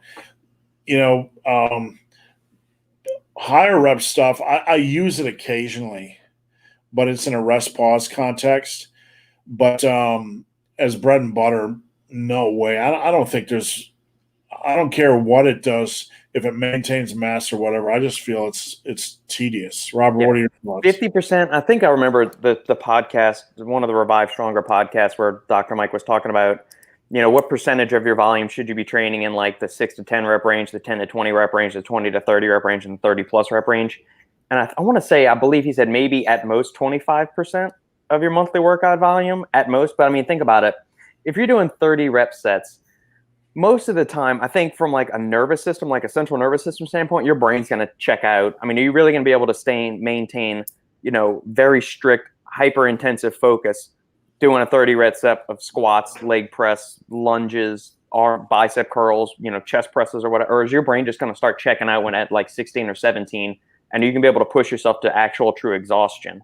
And then imagine doing that multiple sets, multiple times a week. It seems like a very inefficient, and I think most people will get lackluster results from it because they're actually just going to check out and like kick the set off, cancel the set before they're actually reaching muscular failure. And then just some exercises just don't lend themselves very well to 30 rep sets. Yeah, I was mentioning that some of this is exercise specific, and let's not forget that. Right, and sometimes, some of the support structures or the synergist muscles, the antagonist muscles will start often fatigue before the target muscle is. So if like you're doing heavy curls or bicep curls, a lot of the times with curls, my forearm like cramps up like down here before my bicep is actually shot, and I just it's a very exercise specific, muscle group specific thing. I'm going to jump in and say I don't like higher rep work for compound movements. And I believe we touched on this earlier. I mentioned this briefly earlier, like dumbbell rows. I'm somebody that has done dumbbell rows with 270 by 10. And when I go into a gym, sometimes I've had to do 50 rep sets. And on a compound movement, invariably, even if you're doing it with good form, the smallest link in the chain is going to be compromised, and usually in that case it's biceps, and you have to be really, really careful. The same could be said for doing high rep squats or deadlifts. Usually the lower back gets punished in deadlifts because it's one of the weaker links in the chain. So I do not like that for compound movements in general. When you're doing isolation stuff, I advocate it occasionally for clients. Usually it's rest pause work, 40s or 50s. Sometimes with laterals, because laterals suck. Yeah. So a lot of times I'll do 40 rest pause. Lunges suck. So a lot of times I advocate hundreds rest pause, which is basically 50 per leg, but not a lot of it. 2-3 sets a week, maybe tops. Yeah. All right. All in favor of this comment, vote aye. Aye. Okay, aye. Next. Hey, Kip, I'm an NC2. All right, we got Polar Ball, 20,000. What's the best way to reverse diet after a cut to transition into a muscle building phase? How many calories a week should you add? How long should you look to reverse diet for? Robert, I'm going to let you field this question. I would say, how long were you dieting and how severe was your diet? how low below maintenance calories were you and for how long. That'll determine whether we actually need to get you like slowly stepwise up to maintenance, or just jump right into maintenance and then go into a surplus. But I mean, I would say, assuming you were doing a reasonable deficit, something like 500 to 600 calories a day to where you're losing about a pound a week, jump right up to maintenance and hold that for a couple of weeks, for 2 weeks maybe, and then just start adding your surplus from there. Usually a lot of this is pragmatic for me, okay? Because if you are one of the few individuals that just stuck to a cut for 12, 16, 20 weeks, and I give you credit for doing that because it's very difficult and very few people in the real world actually do it. But if you are somebody that just did that, you don't want to be trapped into another 5 weeks reverse dieting out of that. There's no point in it. Generally, for my clients who want to reverse diet back in, or we're trying to, I don't call it reverse dieting. I call it trying to find your maintenance level. I try to do it over a period of 2 weeks. The first 5 days, we will add probably 200. We'll go to about 200 calories under where I think their maintenance level is. Or maybe just slightly under where we think their maintenance level is. We'll let that, because you're eating more sodium, more carbs, more food, you're going to see a water intake spike. We want to kind of see that level out and then see what the weight does from there. So a lot of this really has to come with getting over those water weight spikes from increasing your calories and then kind of seeing where the weight stabilizes. And that's something that can actually take months to figure out what your maintenance level is. So a lot of trial and error. That first week, basically, for me, is bumping the calories up a hair below where we think maintenance level is. And after that, it's just trying to figure out where maintenance level is. And that process could take a while. It could involve some dialing in and dialing out. That makes sense. Yep. All righty. Kip. Gyms open officially today at reduced capacity. However, a few gyms opened back in June via loophole, or they just said, F it. This is dumb. Good for them. They've been having gyms, regardless of what you think about COVID, we're crippling this industry, and we need to find solutions. There was one solution where a gym moved their equipment outside, and even then, they were considered, a Satan spawn for trying to find a solution. And we should be encouraging solutions. Not sure if you know of Diesel Joshua Taubes. Just wondering if it's possible to achieve his physique naturally. All right, let me pull it up. Do you know of this guy, Robert? Never heard of him. All right, let's take a look at his stunning, sexy. Oh, I can already tell. No. This looks photoshopped. I mean, this looks morphed. Is this the dude? Is that son of Ragnarok? Oh my God, are you kidding me? I'm not being dismissive, but I'm going to share it. All right, let's pop that out. Pop that out. Not a chance in hell. That guy's on so many drugs. I'd be amazed. I'd be amazed if he lives another 10 years. That's about as drugged out as you can get. And I'm going to throw that back at Robert. Robert, do you agree with me or disagree? Half this shit looks morphed.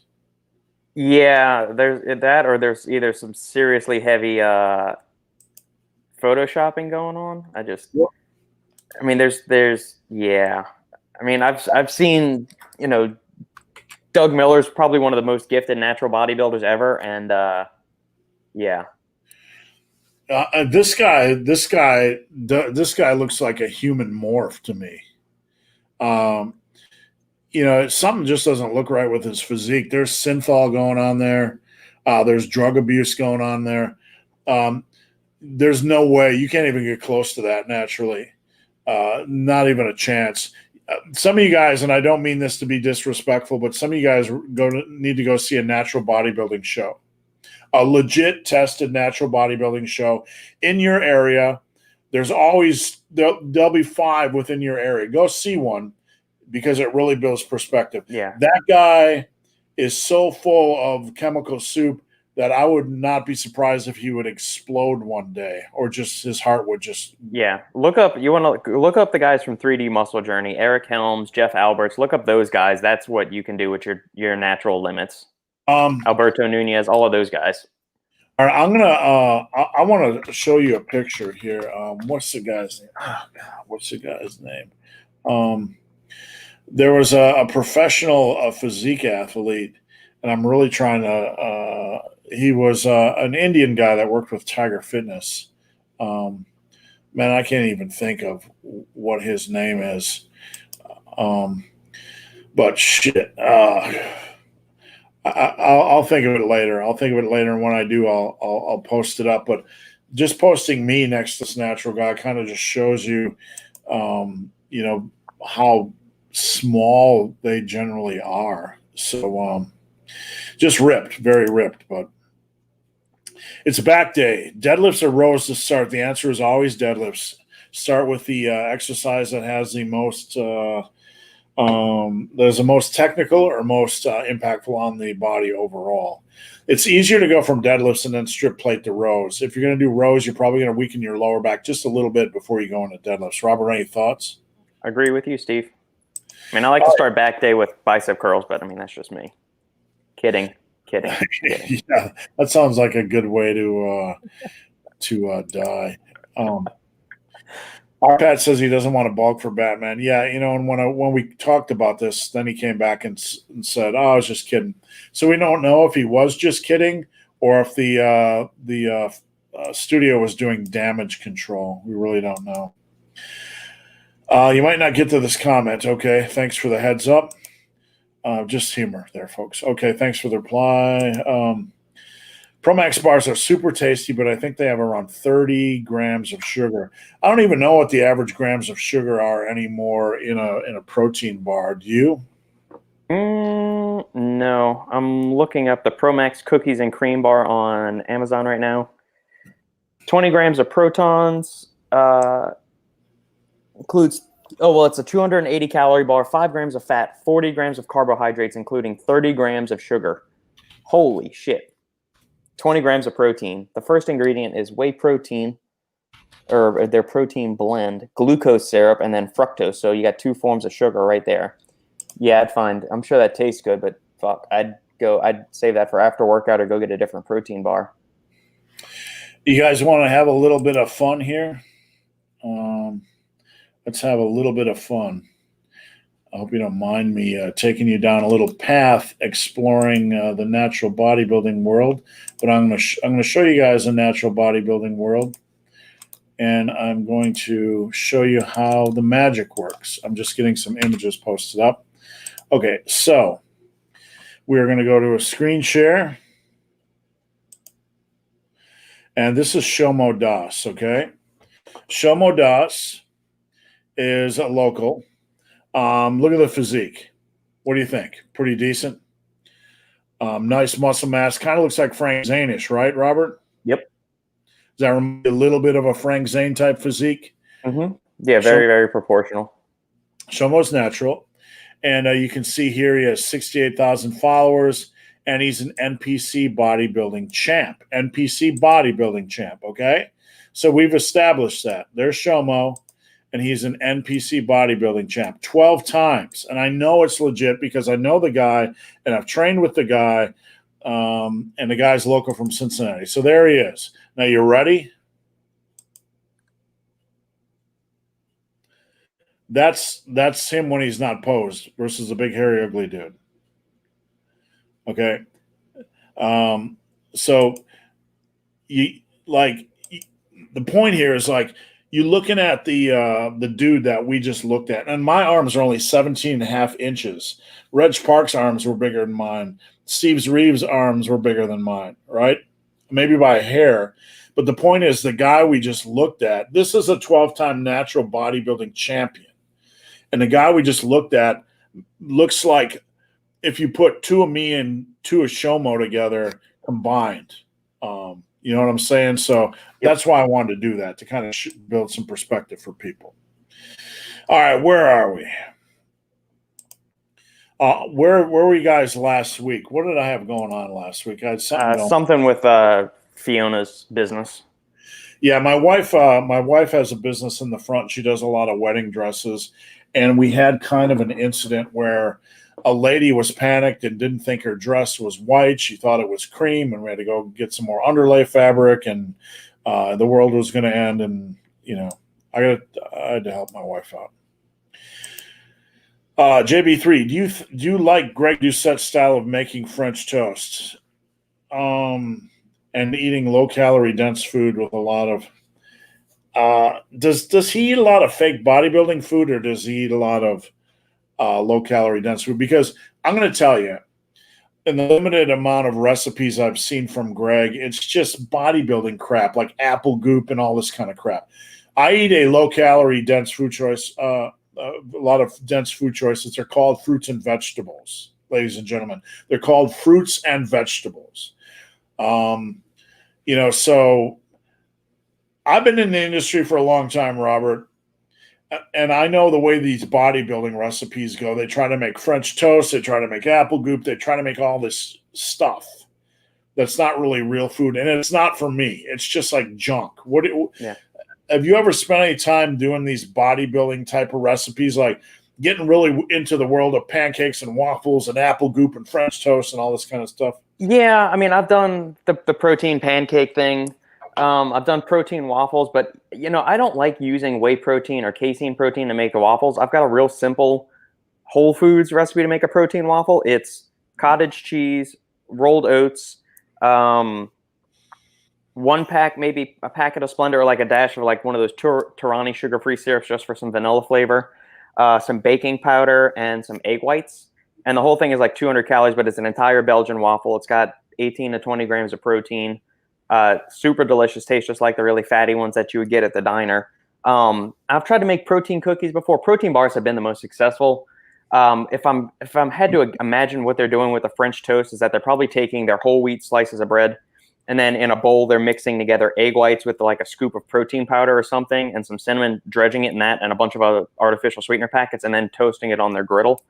I mean, that's okay if that's what you want to do. It's better than the alternative, I think. But I don't see the need to dump in a ton of artificial sweeteners and everything. And I've seen various bodybuilding or healthy anabolic cooking shows on YouTube doing it, and I just eat a bunch of real food. If you want to do it like a treat, and if you want to have one little treat a day, but don't make it that the bulk of your diet. I'm gonna give a strong opinion here, and I really don't give a shit who likes it or doesn't like it, but I'm gonna tell you I know how to fucking cook, okay? And this is just Frankenfood bodybuilding bullshit. If you want to spend $100 on this pile of shit, go ahead. But I'm gonna give you an example, okay? At the heart of whatever is French toast recipe is some form of bread, okay? So if you want to make this taste good, here's some magic, okay? You take some apples, you dice them in a pan with some water, and you reduce them down, and you make some kind of an apple concentrate. It's cubed. You can add a little bit of artificial sweetener in there if you want a little bit of honey, okay? And you can take some heavy cream and put it in the pan with just a little bit of caramel, and you can make a caramel sauce. So you have you have chunked apples with just a little bit of artificial sweetener. You have heavy cream, and you make a little bit of a caramel sauce. You can put that over French toast, and it'll taste 10 times better than whatever his apple goop, monkey shit, horse piss, vomit, frog vomit bullshit is he's selling for $100 with a lot of artificial sweeteners. If you know how to cook, you don't need a lot of sweetness in your desserts to make them taste good. Now, if you're going to be one of these bodybuilding weirdos that's going to try to turn everything into a high protein variation, you really need to go in the mirror and just punch yourself in the face, because not everything has to be like, we don't need to turn everything into a high protein whatever. I mean, just have a protein shake and go have some French toast, for the love of God. But I guarantee, like, I make a French toast recipe. It's caramel apple French toast. It's one of my specialties. It's my recipe for anybody that really gives a crap. But I know, like, it's not super sweet. It doesn't have to be for it to be effective. But I've seen all the bodybuilding recipes, because when I worked at Muscle and Strength, when I worked at Tiger Fitness, they would submit their recipes and they're all just taste like ass. It tastes like ass with a lot of artificial sweeteners. So you're better off learning how to cook and making something better. That's my rule. All right, where we go? Hey guys, I have a question. I started lifting again after 14 years of not lifting. I'm 41 years and have gotten overweight, so diet seems right, but I'm burning out before my workouts are done. Any ideas? I'm going to share my opinion, then Robert can. And I'm doing this because I care. Suck it up. Suck it up. I don't care that you're burning out before your workouts are done. You spent 41 years, or how many years, the last 14 years, doing bad things for your health. The next 14 years, you're going to try to do good things for your health. So you have to be in a calorie deficit. You have to get that weight off. You have to eat properly. And if you don't have the energy to finish your workouts, and a lot of my clients tell me this, I don't have the energy to finish your workout. I don't give a shit. Finish your workout anyway. You think last night I went and ran for 2.5 hours, and after I was an hour and a half out, I did an out and back, and I was spent because I'm in a calorie deficit. No one's going to wheel my fat ass back. I have to go back, right? So I'm telling you this because I care. Your conditioning levels are down. Your endurance levels are down. You're not going to die if you finish the workout. Finish the workout. You have time to work on your conditioning levels. Robert? Yeah, I would. In addition to all of that, I would just say optimize or tweak your nutrition. So if you're finding you're running out of gas, what does your pre-workout meal look like?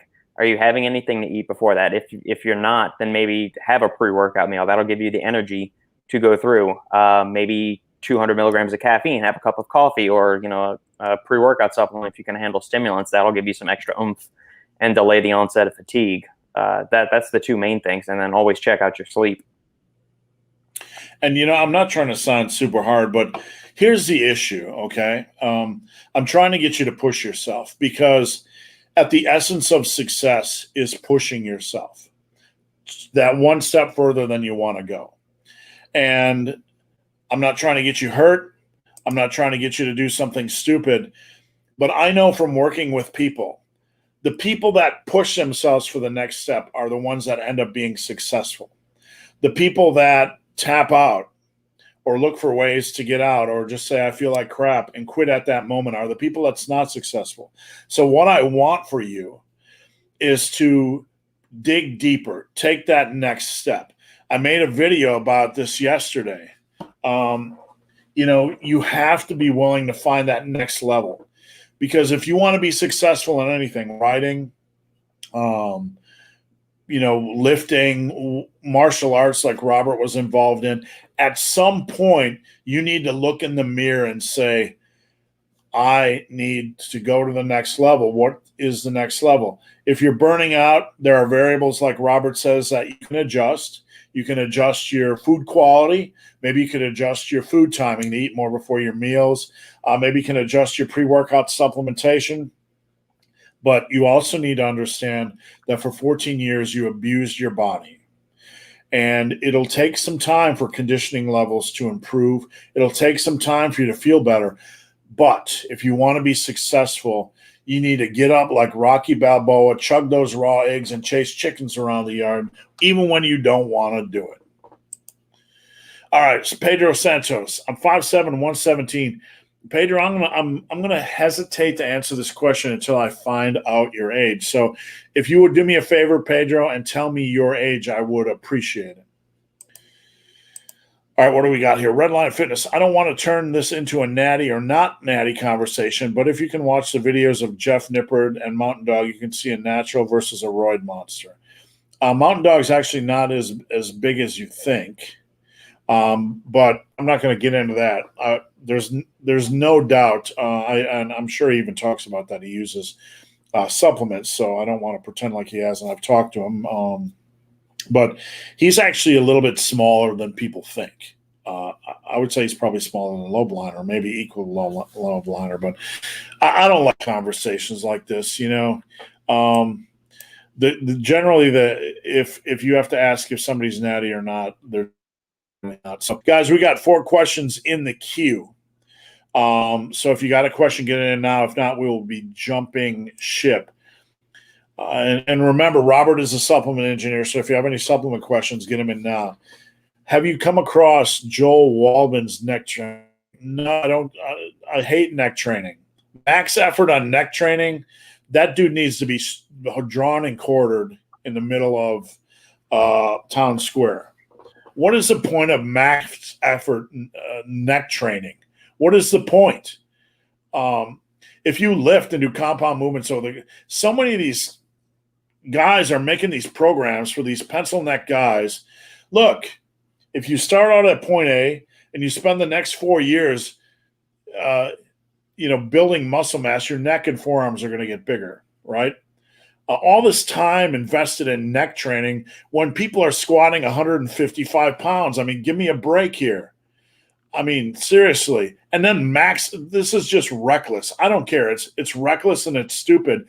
And that shit I would only do one-on-one for a very specific reason. All right, Robert, what are your thoughts on neck training? I unless you're in wrestling or a top level bodybuilder, like Jeff Nippard's got popular for doing a bunch of neck training videos. He's at like a top tier natural pro bodybuilder. So he's got to be concerned with that. The average person that's hitting the gym lifting, trying to improve their overall physique, don't fuck around with that stuff. Just focus hard, eat a lot, lift heavy, and it'll take care of itself. Building a bigger neck is like that 1% extra you need to go from like second to first place in a bodybuilding show. Don't worry about that shit if you're a normal average Joe like me and Steve. Is this guy for real? I mean, seriously, I don't even. Every day in this industry, you run into stuff that you can't even believe. Like, this reminds me of like the Traps like Bane workout series, like that. Just because Bane and going back and rewatching it, Tom Hardy. I mean, we have this view of like superheroes, like they're all these chiseled, ripped, muscular guys. Bane looks more like soft and squishy. I mean, he's muscular, but I mean, he's got a lot of fat on him too. So I don't understand the whole Traps like Bane phenom that went on for a while. I mean, look, this dude right here, I got 2 words for you: sleep apnea. I mean, any neck that's over the size of 17 inches, we scientifically know that necks over the size of 17 inches encourage sleep apnea. This dude right here, he'll be lucky if he gets a good night's sleep the rest of his life. And look, there's a point in my rants, guys. There's a point in my rants. And the point is like, you can't be chasing neck size if the rest of your body is weak. It's backwards.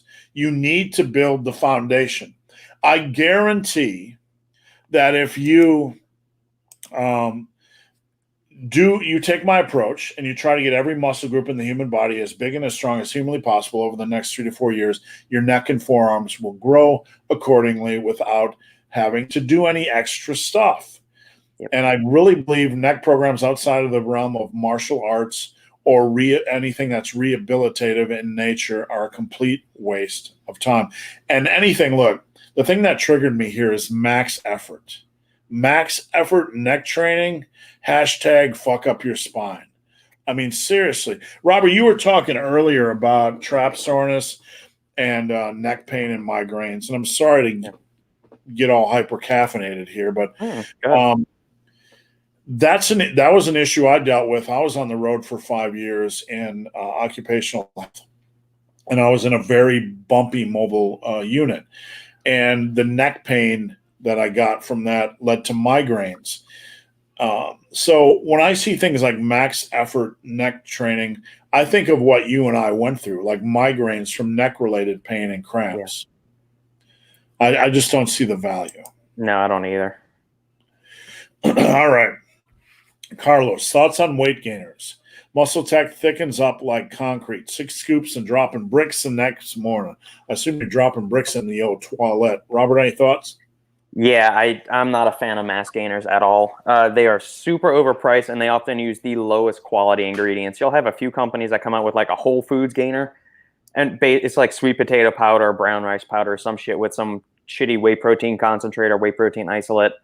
Maybe some healthy fats like some MCT oil powder or something like that. but by and large, you can really make them for dirt cheap. You don't need a tub of mass gainer. Here's a real simple recipe. Use a cup or two of whole milk in a blender. Add 1 or 2 scoops of protein powder. Your choice can be pea protein, whey protein, casein protein, whatever. Add in a cup of rolled oats or instant oats, whatever kind of oats you want. A tablespoon of peanut butter. Throw in, I like cocoa powder and cinnamon in mine as well. Throw a tablespoon of each of those in there, or maybe a teaspoon of cinnamon. Tablespoon of cinnamon is too much. Teaspoon of cinnamon, tablespoon of the cocoa powder, extra dark Hershey's cocoa powder for the win. Throw the buzzer on that, maybe a frozen banana or two to make it like ice cream thick texture, and you're good to go. Don't waste money on protein mass gainers. Those are like $2 a serving. Super shitty ingredients often lead to a lot of GI distress, as you mentioned, and super easy to make on your own at home with very cheap ingredients. Now, Robert, I'd like to give you, I don't know if you ever tried this or not, and but I'd like to give anybody that's watching a challenge, to anybody that has protein powder at home. I want you to take your protein powder, 1 scoop, with the appropriate amount of water, and I now want you to add in an ounce of heavy cream, okay? And I want you to taste your protein powder in water and then your protein powder in water with an ounce of heavy cream, and tell me that that's not a game changer. Just that. So the reason why I mention that is because heavy cream is very calorie dense, and it's a very simple way to add, a couple hundred calories a day. Yeah. But like Robert was mentioning, adding milk, I would toss in heavy cream, an ounce or 2 into that. But what Robert was telling you about is very conventional and tastes a lot better and probably better for your system. So, all right, guys, get those questions in. Doucette is such a little biatch. His sycophantic followers need to waken up to this guy. It'll never happen. He attracts, just like we talked about earlier, you attract your tribe, and he's attracted a tribe based on who he is. So asking that tribe to waken up is like asking zombies to build an atomic reactor, right? Yeah. $100 for his cookbook. The people are going to buy it, but no cookbook I've said this before, and people have taken it as a slam against Doucette. No cookbook on this planet is worth $100. If you give me an encyclopedia of all cooking techniques, I might buy that for $150 or $250. How to become a culinary genius, every major cooking technique. I'd buy that series of books. But you give me the best cookbook by Gordon Ramsay, who I'm a huge fan of, and I don't know that I would pay more than $50 for that. All right, Pedro. Pedro's 26, and I asked Pedro his age, and Pedro, I appreciate it. Pedro says he's 5'7", 117. The reason why I ask you, Pedro, is because I get a lot of questions from minors, and I need to make sure you were not a minor. How much muscle mass can I expect to gain in my first year? Pedro, plain and simply, you're underweight right now. So if you were training properly and eating right, you could expect to gain the 16 pounds of your natural muscle mass potential, probably even 10 pounds more than that. Maybe where you're at right now, you could expect maybe to gain 20 to even upwards of 25 pounds of muscle your first year because you are underweight. But that would require very focused training and very focused diet, and it's very unlikely to happen. Robert, any thoughts? No, you crushed it, Steve. That's your wheelhouse.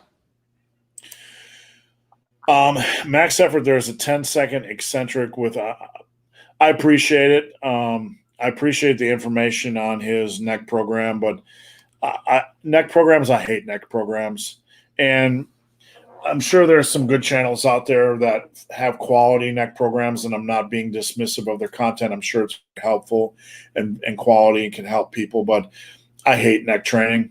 As far as I'm concerned, if I never saw, and no offense, I appreciate you watching the live, but if I never saw another neck training question, I'd be a happy man. Austin, I'm sure you have spoken on Eric Bugenhagen before, but do you think his training style of essentially, no. That is not the way you train. That's not the way you train. You do not do a 1 rep max or close to it every workout. That's a good way to get hurt. He's a young man. He'll pay for it later. Strength training, and a lot of people that come to me don't understand this because in the modern landscape, there's a lot of bullshit. Strength training involves an off season and a peaking season. That's the way powerlifters do it. You do not beat your body up with 1 rep maxes. With that said, some exercises are more forgiving than others. I can do a 1 rep max on bench every week a lot easier than I could do a 1 rep max on squats or deads. So, no, it's a circus act as far as I'm concerned, and somebody can get triggered by that, but he's going to get hurt, and it's coming. Whether it's 5 years or 10 years away, and the dude's going to wake up at age 50 not being able to do jack shit. So that's not how strength is built. All right. And Robert, you know Dr. Mike better than I do.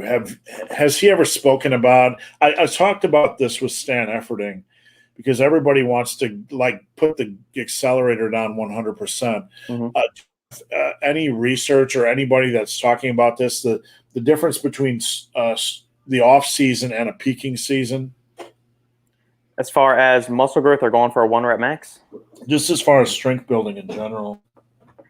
I think Dr. Mike has talked about as part of like the active rest or resensitization phase, going for like a lower volume, higher intensity thing to potentiate a mass gaining cycle where you're going for higher volume, higher total work volumes each week, and you're doing some of the volume ramping that he's discussed before with working from MEV to MRV. But I could understand doing that if you've been doing a ton of volume and then you're switching to a lower volume program to potentiate that. But I mean, you're going to need to cycle in and out of stuff. But going for a 1 rep max before a volume set, especially an intense volume set, if like by an intense volume set, I'm assuming that they're talking about something like a rest pause or almost like a DC style training set where you're doing as many hard reps as you can, going to just on the brink of failure, resting 20 seconds, doing another set or like a challenge set or a cluster set like Meadows Mountain Dog does with those. You mean you're zapping your musculature, you're zapping your central nervous system going for a 1 rep max before volume sets. I'm not super nuts about that. It's crazy in the modern landscape. Everybody thinks that they need to train super low reps to build strength. After you've built a lot of strength, then low rep sets have some viability. But if you look at classic powerlifting and strength building routines, these guys had powerlifting peaking programs. In the off season, they trained like they trained with a lot of volume, the power building style that I train with and that I push. Kazmaier, look at his program. Wasn't that different from Arnold's? It really wasn't. Kazmaier was a beast. He did a lot of volume. He did a lot of rep work. That's how your base is built. That's how your muscle base is built, which builds a platform for strength. And strength shines when you are peaking. You ramp up the intensity or heavier weight while ramping down the assistance work. So you basically allow your strength to shine. You're doing less and less volume, and you're working towards a peak. It's a proven method. It's been used in powerlifting for generations, but it gets lost in the modern landscape of all this circus act stuff. And I'm not being dismissive of his strength, but it is more of a circus act than it is conventional strength training, and we need to understand that. Yeah. John Doe, any tips, sets, rep schemes to increase overhead press? Been stuck at 225 for sets of 5 for a few weeks. Pretty good. John, I'm going to tell you, you're probably going to be stuck at that for a long time, Aruski. Really impressive. Overhead press at 225? Fuck. Well, give me 1 second, ladies and gentlemen. Give me 1 second because I'm going to show you something, and I think this is interesting. And most people never get to even push like 75% of their body weight overhead, so yeah. All right, so I'm going to do a screen share for John. Stay tuned. There we go. Magic. Okay, there we go. Let's get our ugly faces out of here, and let's get this out of here. Okay, so the gentleman was doing 225 for 5 reps. Can you guys, Robert, can you see what I'm doing here? Yeah. Okay, so 225 by 5 would be a 1 rep max of 253.2. 6 reps, it's almost increasing your max by 8 pounds. 8 pounds. So the reason why I tell you might be there for a long time, sir, is because that's a lot. That's a large percentage to gain. You're a late intermediate, near advanced lifter.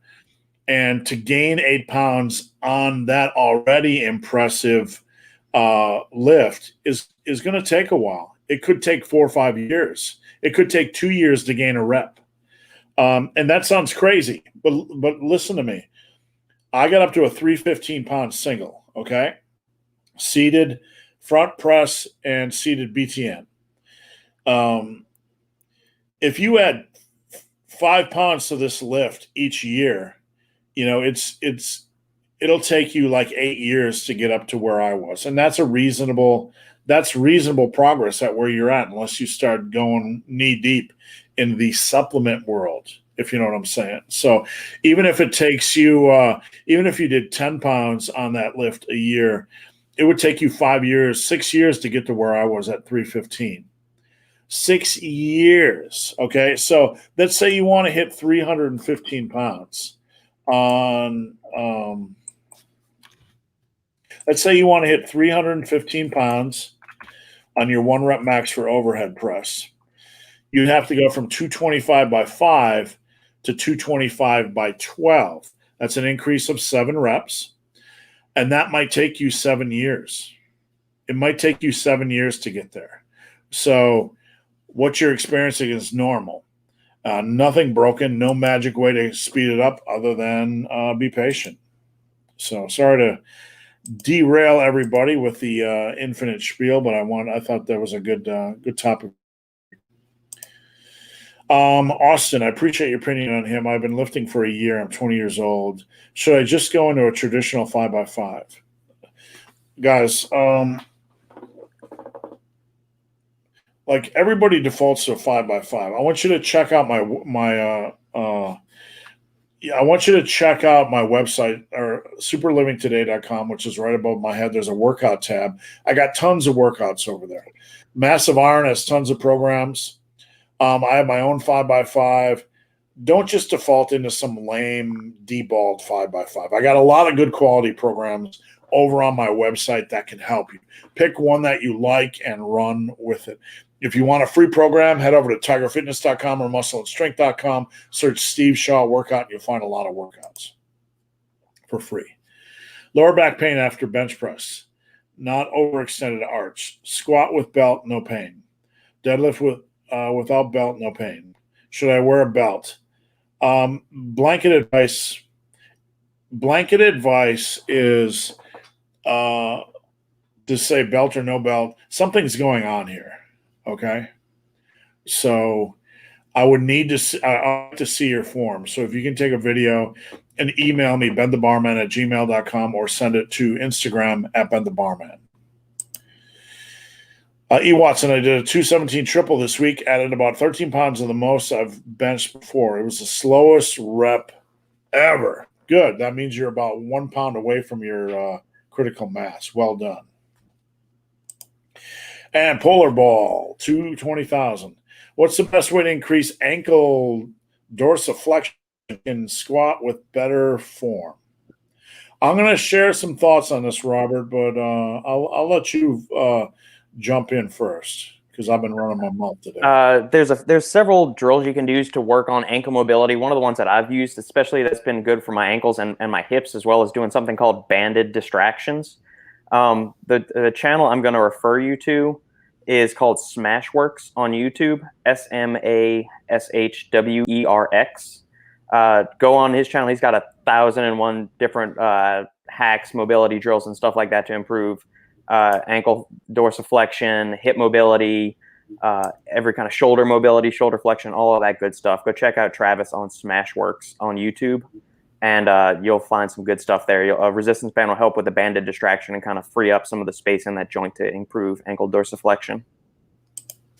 Thanks, Robert. I appreciate it. Never heard of that before. We're about to jump ship, guys, but I'm going to give you a last call in case anybody wants to get a question in, so get it in now. I just want to say you can find Robert over at Supplement Engineer on YouTube. You can find him at Supplement Engineer on Instagram. He runs a great podcast. And I apologize sometimes if I ramble on, because I am trying to get through all the questions in 2 hours and respect Robert's time and not keep him here forever.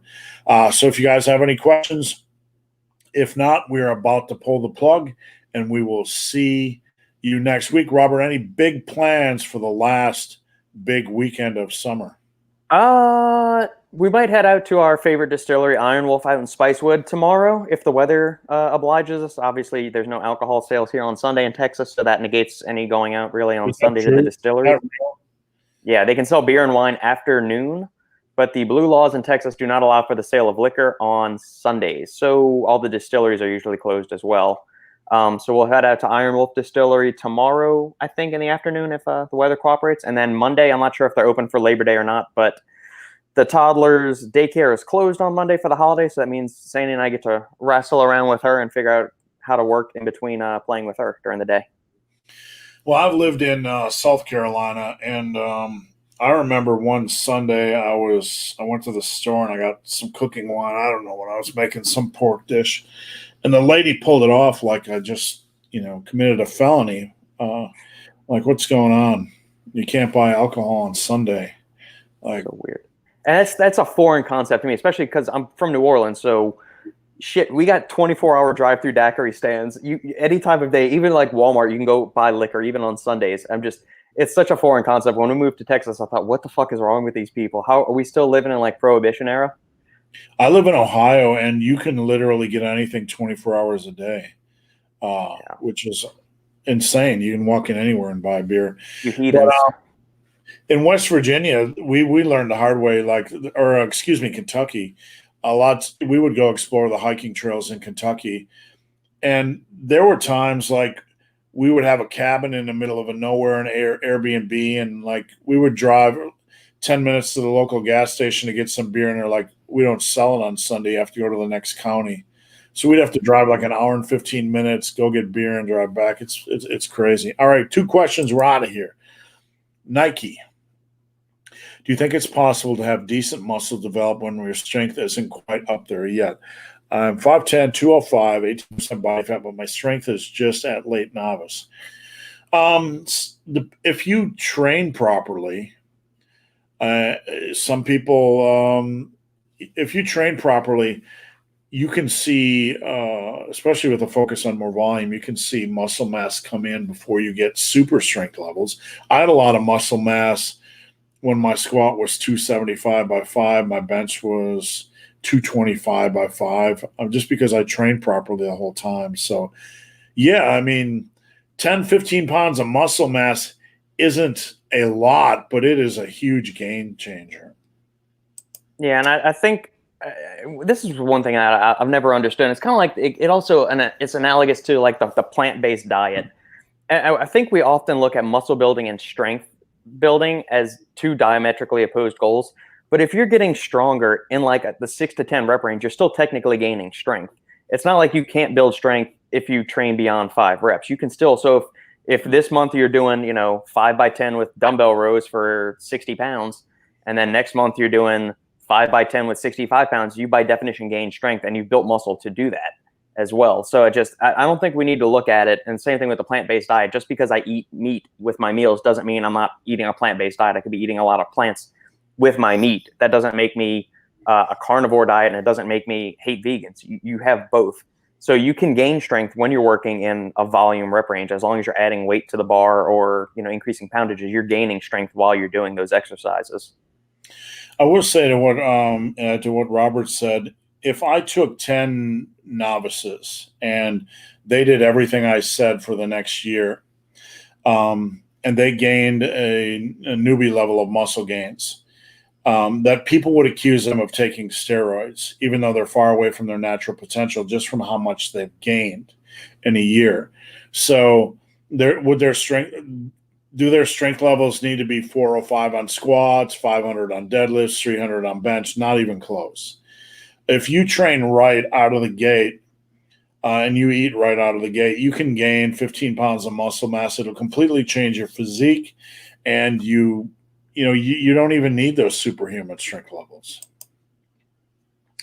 I've jacked my back up 3 times deadlifting, to the point where I'm barely walking.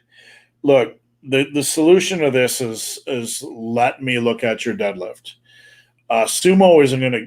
Sumo might help your lower back, but the biggest tip I can give you, and this is honesty, is if you're jacking up your back, you need to have somebody look at your form. Now, I'm going to discuss this, and this is a really good point because I've discussed this with 3 clients this week. When you start out as a novice and you start to squat or deadlift, there is going to be a weak link in that chain, and that is usually your lower back. So you can start with your 135 on both lifts or whatever it happens to be, and you can go about 6 months starting to add strength. But at some point, your quads and your back are going to be stronger than your lower back, and many lifters at some point start to pick up lower back strains and pains because they've been training properly, and the bigger muscle groups are now stronger than their lower back. The lower back generally takes more time to acclimate, and that's a general statement. So there is usually a period of time for lifters that are adding strength on squats and deadlifts where 6 months in, a year and a half in, where they notice the lower back starting to feel beat up a lot. That's because your big muscle groups generally are doing really, really well. Your lifts are coming up, and your lower back still kind of remaining the weak link in the chain. Does that make sense? Yep. So that's beyond that. You want to have somebody look at your deadlift. Robert, before we go, anything new and exciting in the world of supplements? I'm consulting with a couple of companies that should have some products releasing soon. Ooh, joint formula. That, you know how the SNS Joint Support XT is always out of stock? Right.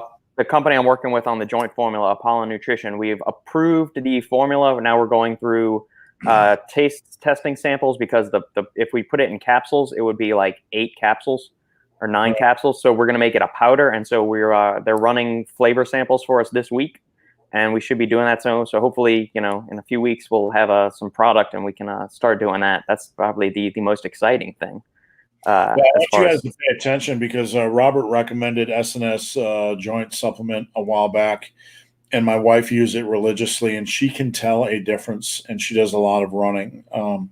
So I'm really excited for that. Yeah, we've included all of the Joint Support XT ingredients in there, plus a bunch of other really cool stuff that'll take it to the next level. I think we should do something something a little bit different next week, Robert. I don't know what you think, but it's been a while since we really dug into supplements. So I would like to hear, as we come to the end of the year, maybe we could lead off with some discussion of what you feel like the best protein powders, the best pre-workouts, the best companies to focus on right now, the best bars, that sort of thing. I'd like to hear your opinion, and I'm sure a lot of other people would as well if you're up for it. Yeah, that'd be fun. All right, Robert, have a great weekend. I appreciate you tolerating my boisterous nonsense every week, and it's always a pleasure to work with you, and have a great weekend. My pleasure, Steve. This is the highlight of my Friday. I look forward to this every week. So, yeah, it's never a waste of time or a waste of my time. All right, Robert, we'll talk to you soon. All right, Steve. Bye.